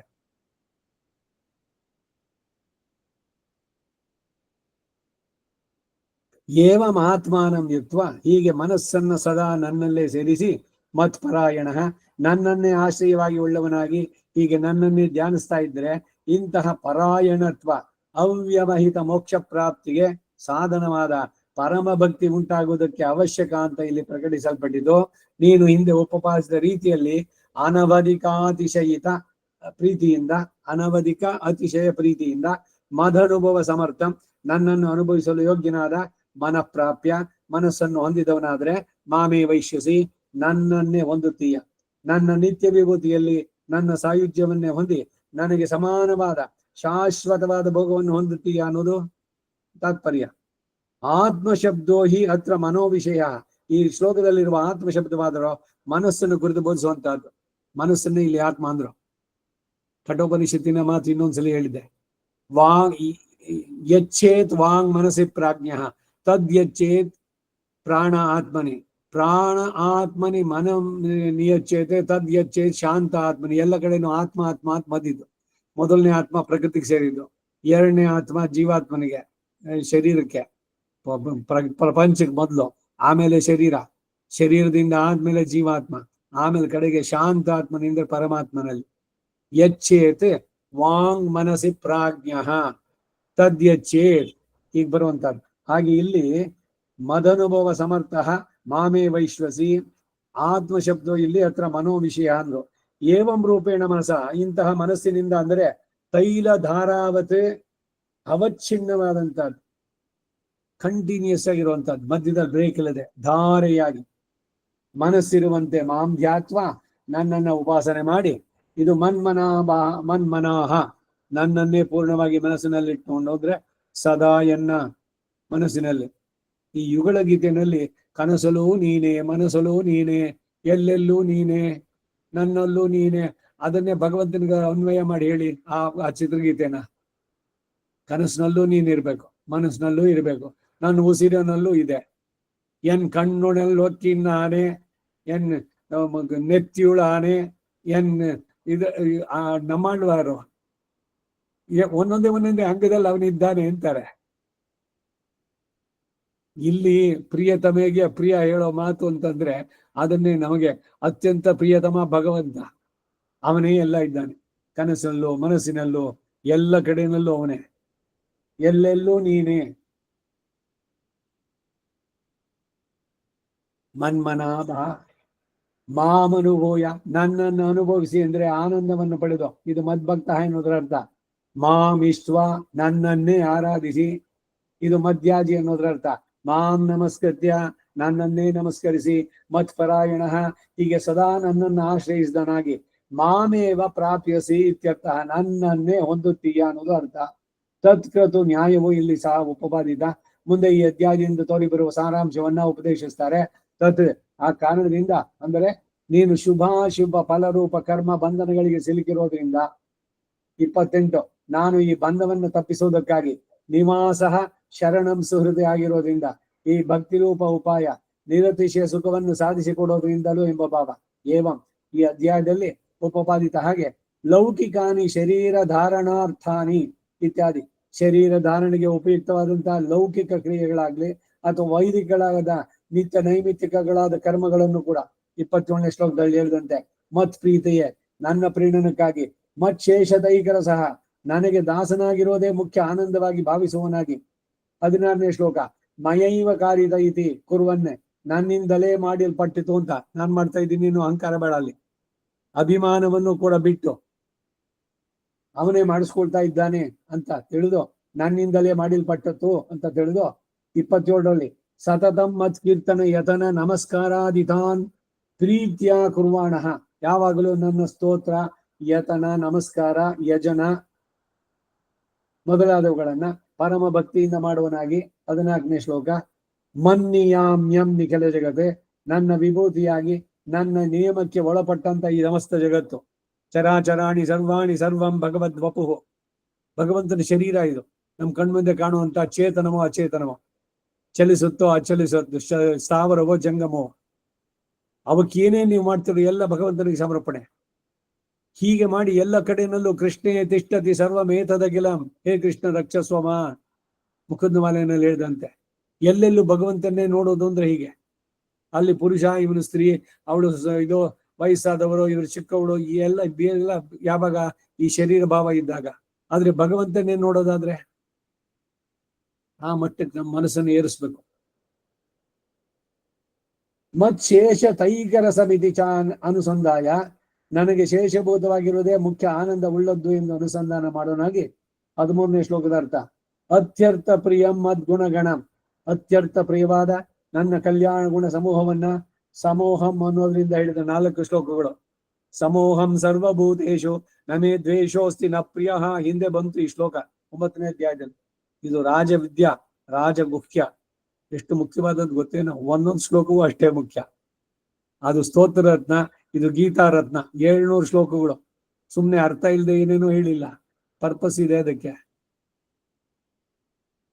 ಯಸ್ಮಿನ್ ಯದಂತಸ್ತದುಪಾಸಿತವ್ಯಂ ಯದ್ವೇದಾದೋ ಸ್ವರ ಪ್ರೋಕ್ತೋ ಅಂತ ಹೇಳಿರೋ ಹಾಗೆ, ಉಪಾಸನೆಯನ್ನು ಮಾಡುವಾಗ ಕಲ್ಯಾಣ ಗುಣಗಣ ಯುಕ್ತನು ಎಂದು ಉಪಾಸಿತಕ್ಕದ್ದಾದ್ದರಿಂದ ಯಸ್ಮಿನ್ ಯದಂತಹ ತತ್ ಉಪಾಸಿತವ್ಯಂ, ತೈಲಧಾರೆಯ ಹಾಗೆ ನಿರತಿಶಯ ಪ್ರೀತಿ, ನಿರಂತರ ಚಿಂತನೆಯೊಂದಿಗೆ.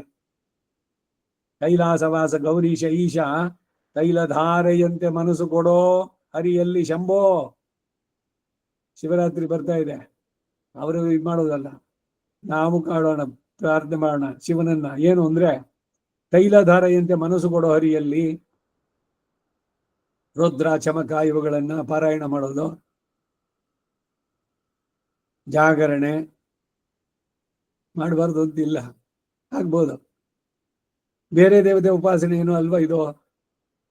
ಅಂದ್ರೆ ಬೇರೆ ದೇವತೆ ಅಂತ ಆಗೋಲ್ಲ, ಎಲ್ಲವೂ ಭಗವಂತನ ಕಡೆಗೆ ಅವನ್ ಮಾಡ್ಕೊಳ್ಳೋದಾದ್ರೆ ಆ ಭಾವದಿಂದ ಮಾಡಿದ್ರೆ ಆಗ್ಬೋದು. ಇಲ್ಲ ಇನ್ನೇನೋ ಫಲ ಸಿಗತ್ತೆ, ಅದರಲ್ಲಿ ಅವನು ಶೀಘ್ರ ಫಲಪ್ರದ,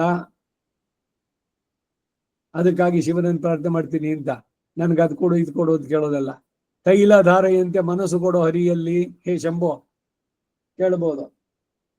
ಅನುಸಂಧಾಯ ಆಹಾರಹ, ಪ್ರತಿದಿನದಲ್ಲೂ ಉಕ್ತ ಲಕ್ಷಣವಿದ ಉಪಸ್ಥಾನ ಉಪಾದಾನ, ಮೇಲೆ ಹೇಳಲ್ಪಟ್ಟಂತಹ ಲಕ್ಷಣವನ್ನ ಶಾಸ್ತ್ರದಲ್ಲಿ ಹೇಳಿರುವ ಮೇರೆಗೆ ತಿಳಿಯುವುದು ಮಾತ್ರವೇ ಅಲ್ಲದೆ ಅದನ್ನು ಅನುಷ್ಠಿಸುವನು ಆದರೆ, ಇಂತಹ ಉಪಾಸನವನ್ನು ಅಂಗೀಕರಿಸಿದವನಾದರೆ ಉಪಾಸನಂ ಉಪದಧಾನ ಅಂತ ಹೇಳಿರುವುದು ಕಾರಣ ರೂಪ ಹೇತು ರೂಪವಾದದ್ದು. ಹೀಗೆ ಉಪಾಸನವನ್ನು ಕೈಗೊಂಡು ಯೋಗ ನಿಷ್ಪತ್ತಿ ಉಂಟಾದರೆ ಎಂಬ ಭಾವ, ಮಾಮೇವ ಪ್ರಾಪ್ಸ್ಯಸಿ, ನನ್ನನ್ನೇ ಹೊಂದುತ್ತೀಯ. ಇದರಿಂದ ಇದು ಪರಮ ಪುರುಷನನ್ನು ಸಾಧಿಸಿಕೊಡುತ್ತೆ ಅಂತ ಹೇಳಲ್ಪಟ್ಟಿದ್ದು. ಇದು ಮುಖ್ಯವಾದ ಸಾಧ್ಯೋಪಾಯವಾದ್ದರಿಂದ ಈ ಹಿತೋಪದೇಶ ಎಂಬ ಭಾವ. ಇಲ್ಲಿ ಮನ್ಮನಾಭವ ಎಂಬ ಹಿತೋಪದೇಶವು ದೇಹ ಅವಸಾನದವರೆಗೂ ಯಾವ ಜೀವವೋ ಪ್ರತಿದಿನವೋ ಮಾಡತಕ್ಕದ್ದು ಅನ್ನೋ ತಿಳಿಸೋದಕ್ಕಾಗಿ 3 ಹೊತ್ತು, ಯಾವಾಗ್ಲೂ 24x7 ಅಹರಹ ಅನ್ನೋ ಪ್ರಯೋಗ. ಈ ಅಧ್ಯಾಯ ಹಿತತಮವಾದ ಭಕ್ತಿ ಯೋಗ ಉಪಾಯವನ್ನು ಉಪಪಾದಿಸೋದ್ರಿಂದ ಅದನ್ನ ಶ್ರೀಕೃಷ್ಣ ಭಗವಾನರವರು ರಾಜವಿದ್ಯಾ ರಾಜಗುಹ್ಯ ಎಂದು ಶ್ಲಾಘಿಸಿರೋದ್ರಿಂದ ಈ 9ನೇ ಅಧ್ಯಾಯಕ್ಕೆ ರಾಜವಿದ್ಯಾ ರಾಜಗುಹ್ಯ ಯೋಗ ಎಂಬ ಹೆಸರನ್ನು ಹೊಂದಿದೆ. ಇತರ ನಾಮಗಳಿಗಿಂತ ಇದೇ ಯುಕ್ತವಾಗಿ ಕಾಣಿಸುತ್ತೆ. ಬೇರೆಯವರು ಏನೇನೋ ಹೆಸರು ಕೊಟ್ಟಿದ್ದಾರೆ, ಯಾರ್ಯಾರು ಕಾಮೆಂಟ್ರಿ ಬರೆದಿದ್ದಾರೋ ಭಗವದ್ಗೀತೆಗೆ. ವಿನೋಬಾ ಭಾವೇನೂ ಬರ್ತಿದ್ರು, ಇನ್ನು ಒಬ್ಬರೇ ಅಲ್ಲ, ಎಲ್ರದ್ದು ಕೂಡ ಇದೆ.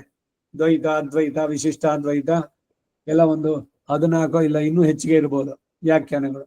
ಒಬ್ಬೊಬ್ಬರು ಅವ್ರಿಗೆ ಏನೇನು ಬಂತು ಅದು ಅವ್ರಿಗನ್ಸಿದ್ದು ಅದಕ್ಕೆ ಯೋಗ. ಇದು ನಮ್ಮ ಸಂಪ್ರದಾಯ ಪ್ರಕಾರ ರಾಮಾನುಜರ ಗೀತಾ ಭಾಷ್ಯದಲ್ಲಿ ಇರೋದ್ರಲ್ಲಿ ಇದಕ್ಕೆ ರಾಜವಿದ್ಯಾ ರಾಜಗುಹ್ಯ ಯೋಗ ಅನ್ನೋ ಹೆಸರನ್ನು ಕೊಟ್ಟಿದ್ದಾರೆ.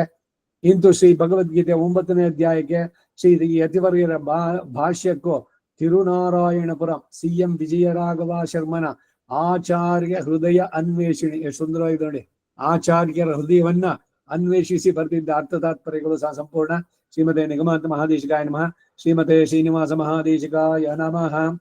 ಈಗ ಈ 9ನೇ ಅಧ್ಯಾಯಕ್ಕೆ ಸಂಬಂಧಿಸಿದಂತೆ ಗೀತಾರ್ಥ ಸಂಗ್ರಹ ಯಾಮುನಾಚಾರ್ಯರು ಬರೆದಿದ್ದು 9ಮಾಧ್ಯಾಯ ಸಂಗ್ರಹ ಶ್ಲೋಕಗಳು. ಸ್ವಮಾಹಾತ್ಮ್ಯಂ ಮನುಷ್ಯತ್ವೇ ಪರತ್ವಂಚ ಮಹಾತ್ಮನಾಂ ವಿಶೇಷೋ ನವಮೇ ಯೋಗೋ ಭಕ್ತಿ ರೂಪ ಪ್ರಕೀರ್ತಿತ.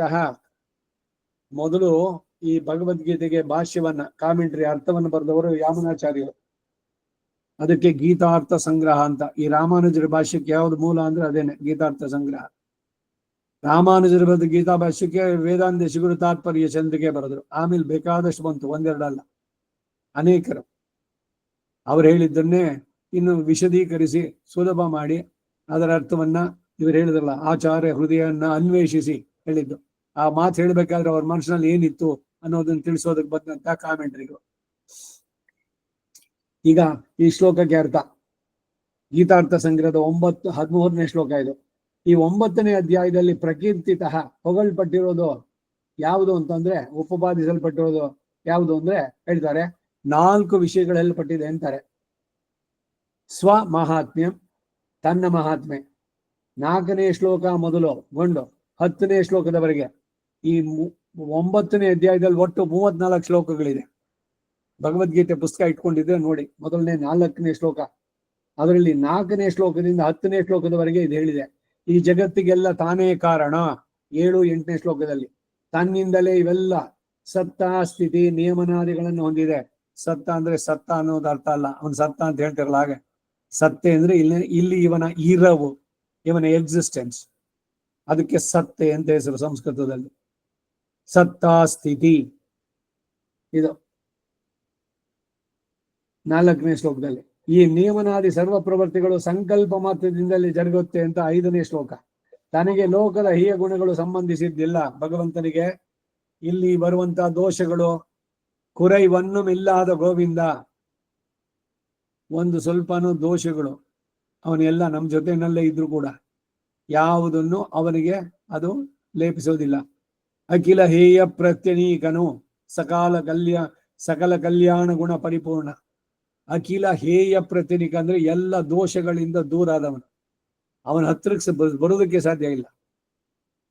ಆ ರೀತಿ ಚೇತನನಿಗೆ ಪ್ರವೃತ್ತಿಗಳೆಲ್ಲವೋ ಅವರವರ ಕಾರ್ಯಾನುಗುಣವಾದ್ದರಿಂದ ತನಗೆ ವೈಷಮ್ಯ ನೈರ್ಗಣ್ಯ ದೋಷಗಳು ಸಂಬಂಧ ಇಲ್ಲ ಎಂದು 9ನೇ ಶ್ಲೋಕದಲ್ಲಿ ಹೇಳ್ಕೊಂಡಿದ್ದಾರೆ.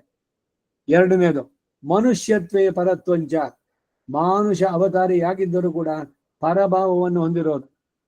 ಕೃಷ್ಣ ಮನುಷ್ಯನಾಗಿಯೇ ಹುಟ್ಟಿದ್ರು ಕೂಡ ಅವನ ಪರತ್ವ 11ನೇ ಶ್ಲೋಕದಲ್ಲದು. ಇದನ್ನ ರಾಜಸ ತಾಮಸ ಗುಣ ಯುಕ್ತರು ಅರಿಯಲಾರರು. ತ್ರಿಗುಣಾತ್ಮಕವಾದ ಈ ಪ್ರಪಂಚದಲ್ಲಿ ಇರುವಂತಹವರು ಬ್ರಹ್ಮನಿಂದ ಹಿಡಿದು ಒಂದು ಕೀಟ ತನಕ ಯಾರು ಅವನನ್ನು ಪೂರ್ಣವಾಗಿ ತಿಳಿಯಲಾರರು. ಸೋ ಅಂಗವೇದ ಯದಿವಾನ ವೇದ ಕಿಗ್ಗಸ್ವಿದ್ವನಂ ಕೌಸ ವೃಕ್ಷ ಆಸೀತ್ ತಂ ಅರಿಮೈ ತಾಂ ಅರಿಯಾರ್ ಅಂತಾರೆ ದಿವ್ಯ ಪ್ರಬಂಧದಲ್ಲಿ ತಿರುಮಂಗಿ ಆಳ್ವಾರ್. ಅವನ ಹಿರಿಮೆ ಏನು ಅಂತ ಅವನಿಗೆ ಗೊತ್ತಿಲ್ಲ, ಅವನ ಕಲ್ಯಾಣ ಗುಣಗಳೆಷ್ಟು ಅಂತ ಅವನಿಗೆ ಗೊತ್ತಿಲ್ಲ ಅಂತಾರೆ. ಇದರಿಂದ ಅವನ ಸರ್ವಜ್ಞತೆಗೆ ಏನು ದೋಷ ಬರೋಲ್ಲ. ಅಷ್ಟು ವಿಶಾಲವಾದದ್ದು ಅನ್ನೋದನ್ನು ತಿಳಿಸುವಂತಹದ್ದು. ಅದನ್ನ ಪೂರ್ಣವಾಗಿ ಯಾಕೆ ಮಣ್ಣವರು ವಿಣ್ಣವರು ಮರಿಯಾದವನ್, ಯಾರಕ್ಕೂ ಕಾಣ ಕೊಡಾದವನ್, ಇವೆಲ್ಲ ಯಾಕೆ ಹೇಳ್ತಾರೆ ಅಂದ್ರೆ, ನಾವು ತ್ರಿಗುಣಾತ್ಮಕವಾದ ಈ ಪ್ರಪಂಚದಲ್ಲಿ ಕರ್ಮ ಬಂಧನದಿಂದ ಸಿಕ್ಕಿ ಇರೋದ್ರಿಂದ ನಾವು ಅವನನ್ನ ಪೂರ್ಣವಾಗಿ ತಿಳಿಯೋದಕ್ಕೆ ಅಶಕ್ತರು ಅನ್ನೋದು 12ನೇ ಶ್ಲೋಕದಲ್ಲಿ. 3ನೇ ವಿಷಯ ಮಹಾತ್ಮಾನಂ ವಿಶೇಷ, ಸ್ವರೂಪ ಸ್ವಭಾವ ದಿವ್ಯಮಂಗಳ ವಿಗ್ರಹಗಳನ್ನ ನಾನು ಹೊಂದಿದ್ದೇನೆ ಎಂದು ಸಾತ್ವಿಕ ಶಿಖಾಮಣಿಗಳು ನನ್ನ ಪರತ್ವವನ್ನು ಅರಿತಿರೋದ್ರಿಂದ ಬ್ರಹ್ಮವಾದಿನೋ ವದಂತಿ ಎನ್ನುತ್ತೆ ವೇದ. ಅವರ ವೈಲಕ್ಷಣ್ಯ ಹೇಳಲ್ಪಟ್ಟು 13ನೇ ಶ್ಲೋಕದಲ್ಲಿ ಅವರುಗಳು ನನ್ನನ್ನೇ ಯಾವಾಗಲೂ ಸ್ತುತಿಸುತ್ತಾ ಅರ್ಚಿಸುತ್ತಾ ನಮಸ್ಕರಿಸುತ್ತಾ ಇರ್ತಾರೆ. 14ನೇ ಶ್ಲೋಕ ನಿತ್ಯ ನೈಮಿತ್ತಿಕ ಕರ್ಮಗಳನ್ನು ಅನುಷ್ಠಿಸುತ್ತಾ ನನ್ನನ್ನು ಉಪಾಸಿಸ್ತಾರೆ. ಏನು ಹೇಳ್ಬಿಡಿ, ಸದಾ ಕೃಷ್ಣ ಕೃಷ್ಣ ಅಂತಿದ್ಬಿಡಿ, ಹರೇ ರಾಮ ಹರೇ ಕೃಷ್ಣ, ಅದು ಅವ್ರ ಸ್ಟೈಲ್ನಲ್ಲಿ ಹೇಳಬೇಕು. ಅವರು ನಿಂದಿಸ್ತಾ ಇಲ್ಲ, ನಾನು ಬರೀ ಅಷ್ಟೇ ಹೇಳಿದ್ರೆ ಆಗೋಲ್ಲ ಅಂತ. ನಿಮ್ಮ ವರ್ಣಾಶ್ರಮ ಧರ್ಮದ ಜೊತೆಗೆ ಅದನ್ನ ನಾಮ ಸಂಕೀರ್ತನೆ ಇಟ್ಕೊಳ್ಳಿ, ಬರೀ ಅದೊಂದು ಹೇಳ್ಬಿಟ್ರೆ ಆಗೋಲ್ಲ. ನಾಮಸ್ಮರಣಾದ ಅನ್ಯೋಪಾಯಂ ನೈಪಶ್ಯಾಮೋ ಭವತರಣೆ ರಾಮ ಹರೇ ಕೃಷ್ಣ ಹರೇ ತವ ನಾಮ ವದಾಮಿ ಸದಾನ್ ಹರೇ. ಸಂಸ್ಕೃತದಲ್ಲಿ ಒಂದು ಭಜನೆ ಇದು. ನಾಮಸ್ಮರಣಾತ್ ಅನ್ಯೋಪಾಯಂ, ಬೇರೆ ಉಪಾಯ ಈಗ ಇಲ್ಲ ಕಲಿಗಾಲದಲ್ಲಿ. ರಾಮ ಹರೇ ಕೃಷ್ಣ ಹರೇ ತವ ನಾಮ ವದಾಮಿ ಸದಾನ್ ಹರೇ, ನಿನ್ನ ಹೆಸರನ್ನು ಸದಾ ಹೇಳ್ತೇನೆ. ಸರಿ, ನಾಮಸ್ಮರಣಾದ ಅನ್ಯೋಪಾಯಂ ನಹಿ ಪಶ್ಯಾಮಿ, ಊಟನೂ ಮಾಡಬೇಡಿ, ಬೇರೆ ಎಲ್ಲದನ್ನು ಬಿಟ್ಬಿಡಿ. ಆಗೋದ್ರ ಅರ್ಥ ಅಂತಂದ್ರೆ ಇದಕ್ಕಿಂತ ಇಲ್ಲ. ಯಾಗ ಯಜ್ಞ ಮಾಡಲೇಕೆ, ಜಪ ತಪವ ಮಾಡಲೇಕೆ, ಈ ಎಲ್ಲ ಹೇಳಿದ ತಕ್ಷಣ ಅದೆಲ್ಲ ನಿಂದಿಸಿದ್ರು ಅನ್ನೋ ಅರ್ಥ ಅಲ್ಲ ಅದು. ನಾಮ ಸಂಕೀರ್ತನೆ ಬಹಳ ಸುಲಭ ಉಪಾಯ. ನಾಮ ಸಂಕೀರ್ತನೆಯ ಹಿರಿಮೆಯನ್ನು ಹೇಳುವಂತದ್ದಷ್ಟೇ, ಇದನ್ನ ಬಿಡಿ ಅಂತಲ್ಲ. ಈಗ ನಮ್ಮ ರಾಮಾನುಜರು ಹೇಳುವಂತದ್ದೇನು ಭಾಷೆದಲ್ಲಿ, ಇದರ ಜೊತೆಗೆ ಅದನ್ನು ಸೇರಿಸ್ಕೊಳ್ಳಿ. ನೀವೇನೇನ್ ಮಾಡ್ತೀರಿ ಕೆಲಸ ಎಲ್ಲ ಭಗವಂತನಿಗೆ ಅಂತ ಅದು ಮನಸ್ಸಿನಲ್ಲಿ ಸದಾ ಇರಲಿ. ಯದ್ಯದ್ ಕರ್ಮ ಕರೋಮಿ, ಅದಕ್ಕೆ ಸಾತ್ವಿಕ ತ್ಯಾಗ ಎಲ್ಲದರಲ್ಲೂ, ಆರಂಭದಲ್ಲೂ ಅಷ್ಟೇ, ಕಡೆಯಲ್ಲೂ ಅಷ್ಟೇ. ಆಕಳಿಗೆ ಬಂದ್ರೆ ಕೃಷ್ಣ ಎನ್ನಬಾರದೆ. ಮಲಗುವಾಗ್ಲೊಮ್ಮೆ ಅಡಿಗೆ ಮನೆ ಕೆಲಸ ಮಾಡಿದ್ರಿ ಕೃಷ್ಣ ಅಂತ ಹೇಳ್ಬಿಟ್ಟು ಬದ್ಕೊಳ್ಳಿ. ಅಯ್ಯೋ ಅಮ್ಮ ಅನ್ನೋದು ಬೇಡ. ಅಯ್ಯೋ ಅಂದ್ರೆ ಅಯ್ಯಪ್ಪನಿಗಾಗತ್ತೆ ಅಂತ ಅನ್ನೋದು ಬೇಡ. ಭಗವಂತನ ನೆನೆಸ್ಕೊಳ್ಳೋದು. ಅಕ್ಷಿ ಬಂದ್ರೆ ರಂಗರಂಗ ಅನ್ನಿ, ಆಕಳಿಗೆ ಬಂದ್ರೆ ಕೃಷ್ಣ ಅನ್ನಿ, ಊಟ ಮಾಡಿದಾಗ ಒಂದ್ಸಲಿ, ಊಟ ಕೂತ್ಕೊಂಡಾಗ ಒಂದ್ಸಲಿ ಅದು ಪ್ರಸಾದ ಕೃಷ್ಣ ಅಥವಾ ಅರ್ಪಣಂ ಅಂತೇಳಿ. ಹೀಗೆ ಭಗವಂತನ ನೆನೆಸ್ಕೊಳ್ಳಿ. ಊಟ ಮಾಡ್ಬೇಡಿ ಅಂತ ಹೇಳಿಲ್ಲ, ಊಟ ಮಾಡಿ, ಇರೋದಕ್ಕ ಆಗ್ಬೇಕು ಅಶನ ವಸನಗಳು. ನಿತ್ಯಕ್ಕೆ ನೈಮಿತ್ತಿಕ ಕರ್ಮಗಳನ್ನು ಅನುಷ್ಠಿಸ್ತಾ ನನ್ನನ್ನು ಉಪಾಸನೆ ಮಾಡ್ತಾರೆ. 15ನೇ ಶ್ಲೋಕ.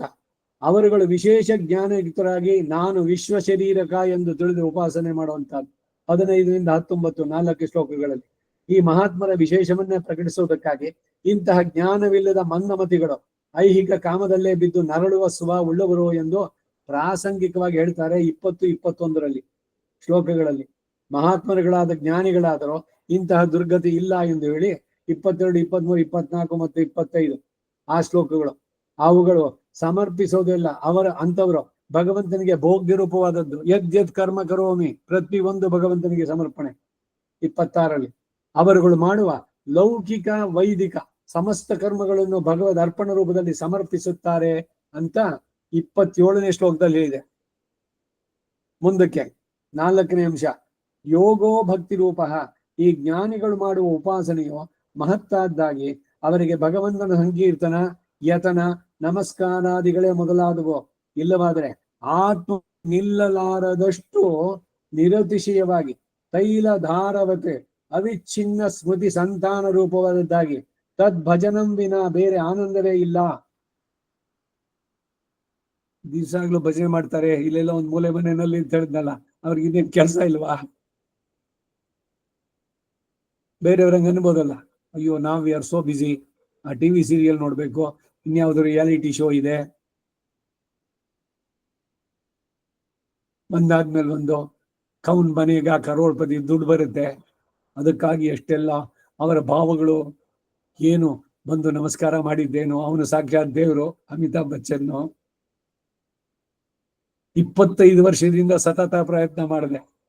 ಆ 25 ವರ್ಷ ಈ ಪ್ರಯತ್ನ ಮಾಡೋದ್ರಲ್ಲಿ ಒಂದು ಸ್ವಲ್ಪ ಭಗವದ್ ಕಡೆ ಸಿಗಿದ್ರೆ ಹುಟ್ಟು ಸಾವಿನ ಜನ್ಮದಿಂದಾನೇ ಬಿಡಿಸ್ಬಿಡ್ತಿದ್ದ ಅವನು. ದುಡ್ಡು ಬರುತ್ತೆ ಅಲ್ಲಿ, ಒಂದ್ ಪ್ರಶ್ನೆ ಹೇಳಿದ್ರೆ 1,000, ಆಮೇಲೆ 2,000. ಎಲ್ಲಿಯ ಸೆಳೆತ, ಯಾವುದಕ್ಕೆ ನಿರಂತರವಾದಂತಹ ಶ್ರಮ.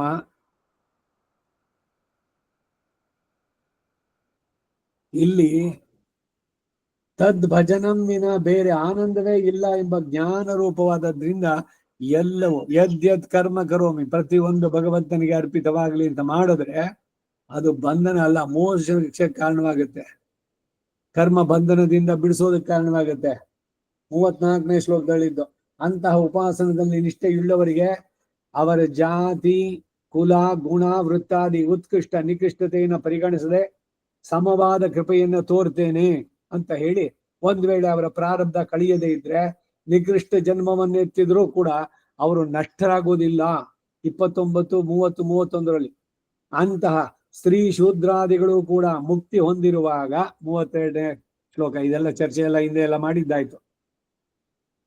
ಸ್ತ್ರೀ ಶೂದ್ರಾದಿಗಳು ಅಂತ ಹೇಳಿದ್ದು ಅವ್ರಿಗೆ ಸಮ ಅಂತ ಮಾಡಿದ್ದಲ್ಲ. ಇದು ಅರ್ಹತೆ ಇಲ್ಲ ಉಪಾಸನೆಗೆ, ಯಜ್ಞವನ್ನು ಮಾಡೋದು ಇದರದಕ್ಕೆ ಅಂತ. ಅಂತವರೆಗೂ ಕೂಡ ಉಂಟು ಅಂತ ಹೇಳ್ತಾ ಇದ್ದಾನೆ ಬಾಯಿ ಬಿಟ್ಟು ಕೃಷ್ಣ. ಇದು ಮಾಡಿದ್ರೇನೆ ಆಗ್ಬೇಕು, ಅದು ಯಾಕೆ ನಾವು ಮಾಡಬಾರ್ದು? ಈ ಹುಚ್ಚತನ ಇವ್ರಿಗೆ ಬೆಳೆಸ್ಕೊಂಡಿರೋದಷ್ಟೇ.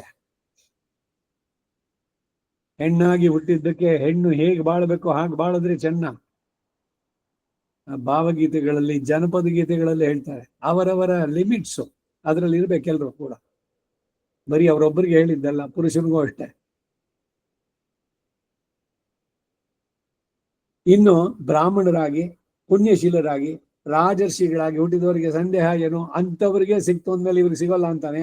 33ನೇ ಶ್ಲೋಕ. ಅನಂತರ 34ನೇ ಶ್ಲೋಕದ ಕೊನೆಯಲ್ಲಿ ರಾಜವಿದ್ಯಾ ರಾಜಗುಹ್ಯಂ ಎಂಬ ಆ ಅಧ್ಯಾಯದ ಆದಿಯಲ್ಲಿ ಹೇಳಿದ ಪರಮ ಹಿತೋಪದೇಶವಾದ ಉಪಾಸನಾ ಸ್ವರೂಪವನ್ನು ಹೇಳಿ ಈ ಅಧ್ಯಾಯವನ್ನು ಮುಗಿಸ್ತಾರೆ. ಹೀಗೆ ಈ 9 ಅಧ್ಯಾಯಗಳಿಂದಲೂ ಗೀತೆಯಲ್ಲಿ ಹೇಳಬೇಕಾದ ತತ್ವ, ಹಿತ, ಪುರುಷಾರ್ಥಗಳ ಯಾಥಾತ್ಮ್ಯವು, ಪರಮ ಹಿತವಾದ ಸಾಧ್ಯೋಪಾಯದ ಸ್ವರೂಪವೋ ಅದು ಹೇಗೆ ಅನುಗ್ರಹಿತ ಅನ್ನೋದು ಕೂಡ ತಿಳಿಸಲ್ಪಟ್ಟಿತು. ಶ್ರೀ ಯಾಮನ ಮುನಯೇ ನಮಃ. ಆಳವಂದಾರ್ ತಿರುವಡಿಗಳೇ ಶರಣಂ. 5:34. 9ನೇ ಅಧ್ಯಾಯದ ಶ್ಲೋಕಗಳ ಸಂಗ್ರಹಾರ್ಥ 4 ಪುಟಗಳಿದೆ. ಇದನ್ನ ನಾಳೆ ದಿವಸ ನೋಡೋಣ. ಯಾರು ಈ 9ನೇ ಅಧ್ಯಾಯ ಮೊದಲಿಂದ ಕೇಳಲಿಲ್ವಾ, ಅಟ್ಲೀಸ್ಟ್ ಇದನ್ನಾರು ಕೇಳಿ. 9ನೇ ಅಧ್ಯಾಯದ ಶ್ಲೋಕಗಳ ಸಂಗ್ರಹಾರ್ಥ 1ನೇ ಶ್ಲೋಕದಿಂದ 34 ಶ್ಲೋಕಗಳಲ್ಲಿ ಹೇಳಿದ್ದೇನು ಅನ್ನೋದನ್ನ ಮತ್ತೆ ಸಮರೈಸ್ ಮಾಡಿ, ಸಮಪ್ ಮಾಡಿ ಹೇಳ್ತಾರೆ. ಅದೇನು ಅನ್ನೋದನ್ನ ನಾಳೆ ದಿವಸ ನೋಡೋಣ. ವಸುದೇವ ಸುತಂ ದೇವಂ ಕಂಸ ಜಾಣೂರ ಮರ್ದನಂ ದೇವಕೀ ಪರಮಾನಂದಂ ಕೃಷ್ಣಂ ವಂದೇ ಜಗದ್ಗುರುಂ ಆತಸಿ ಪುಷ್ಪ ಸಂಕಾಶಂ ಹಾರನೂಪುರ ಶೋಭಿತಂ ರತ್ನ ಕಂಗಣ ಕೇಯೂರಂ ಕೃಷ್ಣಂ ವಂದೇ ಜಗದ್ಗುರುಂ ಕುಟಿಲಾಲಕ ಸಂಯುಕ್ತಂ ಪೂರ್ಣ ಚಂದ್ರ ನಿಭಾನನಂ ವಿನಸ್ಕುಂಡಲಧರಂ ದೇವಂ ಕೃಷ್ಣಂ ವಂದೇ ಜಗದ್ಗುರುಂ ಮಂದಾರಗಂಧ ಸಂಯುಕ್ತಂ ಚಾರುಹಾಸಂ ಚತುರ್ಭುಜಂ ಬರಿ ಪಿಂಚಾವಚೂಡಾಂಗಂ ಕೃಷ್ಣಂ ವಂದೇ ಜಗದ್ಗುರುಂ ಉತ್ಫುಲ್ಲ ಪದ್ಮಪತ್ರಾಕ್ಷಂ ನೀಲಜೀಮುತ್ಸಂದಿಪಂ ಯಾದವಾನಾಂ ಶಿರೋರತ್ನಂ ಕೃಷ್ಣಂ ವಂದೇ ಜಗದ್ಗುರುಂ ರುಕ್ಮಿಣೀ ಕೇಳಿ ಸಂಯುಕ್ತಂ ಪೀತಾಂಬರ ಸುಶೋಭಿತಂ ಅವಾಪ್ತ ತುಳಸಿ ಗಂಧಂ ಕೃಷ್ಣಂ ವಂದೇ ಜಗದ್ಗುರುಂ ಗೋಪಿಕಾನಾಂ ಕುಚದ್ಗಂಧಂ ಕುಂಕುಮಾಂಕಿತ ವಕ್ಷಸಂ ಶ್ರೀನಿಕೇತಂ ಮಹೇಶ್ವಾಸಂ ಕೃಷ್ಣಂ ವಂದೇ ಜಗದ್ಗುರುಂ ಶ್ರೀವತ್ಸಾಂಗಂ ಮಹೋರಸ್ಕಂ ವನಮಾಲಾ ವಿರಾಜಿತಂ ಶಂಖಚಕ್ರಧರಂ ದೇವಂ ಕೃಷ್ಣಂ ವಂದೇ ಜಗದ್ಗುರುಂ ಕೃಷ್ಣಾಷ್ಟಕಮಿದಂ ಪುಣ್ಯಂ ಪ್ರಾತರುತ್ತಾಯ ಪಠೇತ್ ಕೋಟಿ ಜನ್ಮಗತಂ ಪಾಪಂ ಸ್ಮರಣೇನ ವಿನಿಶ್ಯತಿ. ಕವಿತಾರ್ಕಿಕ ಸಿಂಹಾಯ ಕಲ್ಯಾಣ ಗುಣಶಾಲಿನೇ ಶ್ರೀಮತೆ ವೆಂಕಟೇಶಾಯ ವೇದಾಂತ ಗುರವೇ ನಮಃ. ವಾದಿದ್ವಿಪಶಿರೋಭಂಗ ಪಂಚಾನ್ನ ಪರಾಕ್ರಮಃ ಶ್ರೀಮಾನ್ ವೆಂಕಟನಾಥಾರ್ಯ ಶಿರಂ ವಿಜಯತಾಂಬವಿ. ಶ್ರೀಮತೆ ನಿಗಮಾಂತ ಮಹಾದೇಶಿಕಾಯ ನಮಃ. ಶ್ರೀಮತೆ ವಿಜಯ ರಾಘವಾಚಾರ್ಯಾಯ ನಮಃ. ಬಹಳ ಸುಂದರವಾಗಿ ಬರೆದಿದ್ದಾರೆ. ಎಲ್ಲ ನೀವು ಅನುಭವಿಸ್ತಾ ಇದ್ದೀರಿ ಜೊತೆಯಲ್ಲಿ. ಇಷ್ಟು ವಿವರವಾಗಿ, ಅಷ್ಟು ಸ್ಪಷ್ಟತೆಯಲ್ಲಿ, ಬಹಳ ಸ್ಪಷ್ಟವಾಗಿ, ಒಂದೊಂದು ಕನ್ಫ್ಯೂಷನ್ ಇಲ್ಲದೆ ತುಂಬಾ ಚೆನ್ನಾಗಿ ಭಗವದ್ಗೀತೆಗೆ ಆಚಾರ್ಯ ಹೃದಯಾನ್ವೇಷಣಿ ಅನ್ನೋದನ್ನ ಕೊಟ್ಟಂತಹ ಅವರಿಗೂ ಕೂಡ ನಮಸ್ಕಾರಗಳು. ಸರ್ವಂ ಶ್ರೀ ವಾಸುದೇವಾರ್ಪಣಮಸ್ತು. ನಮಸ್ಕಾರ ಮಾಮ. ನಮಸ್ಕಾರ.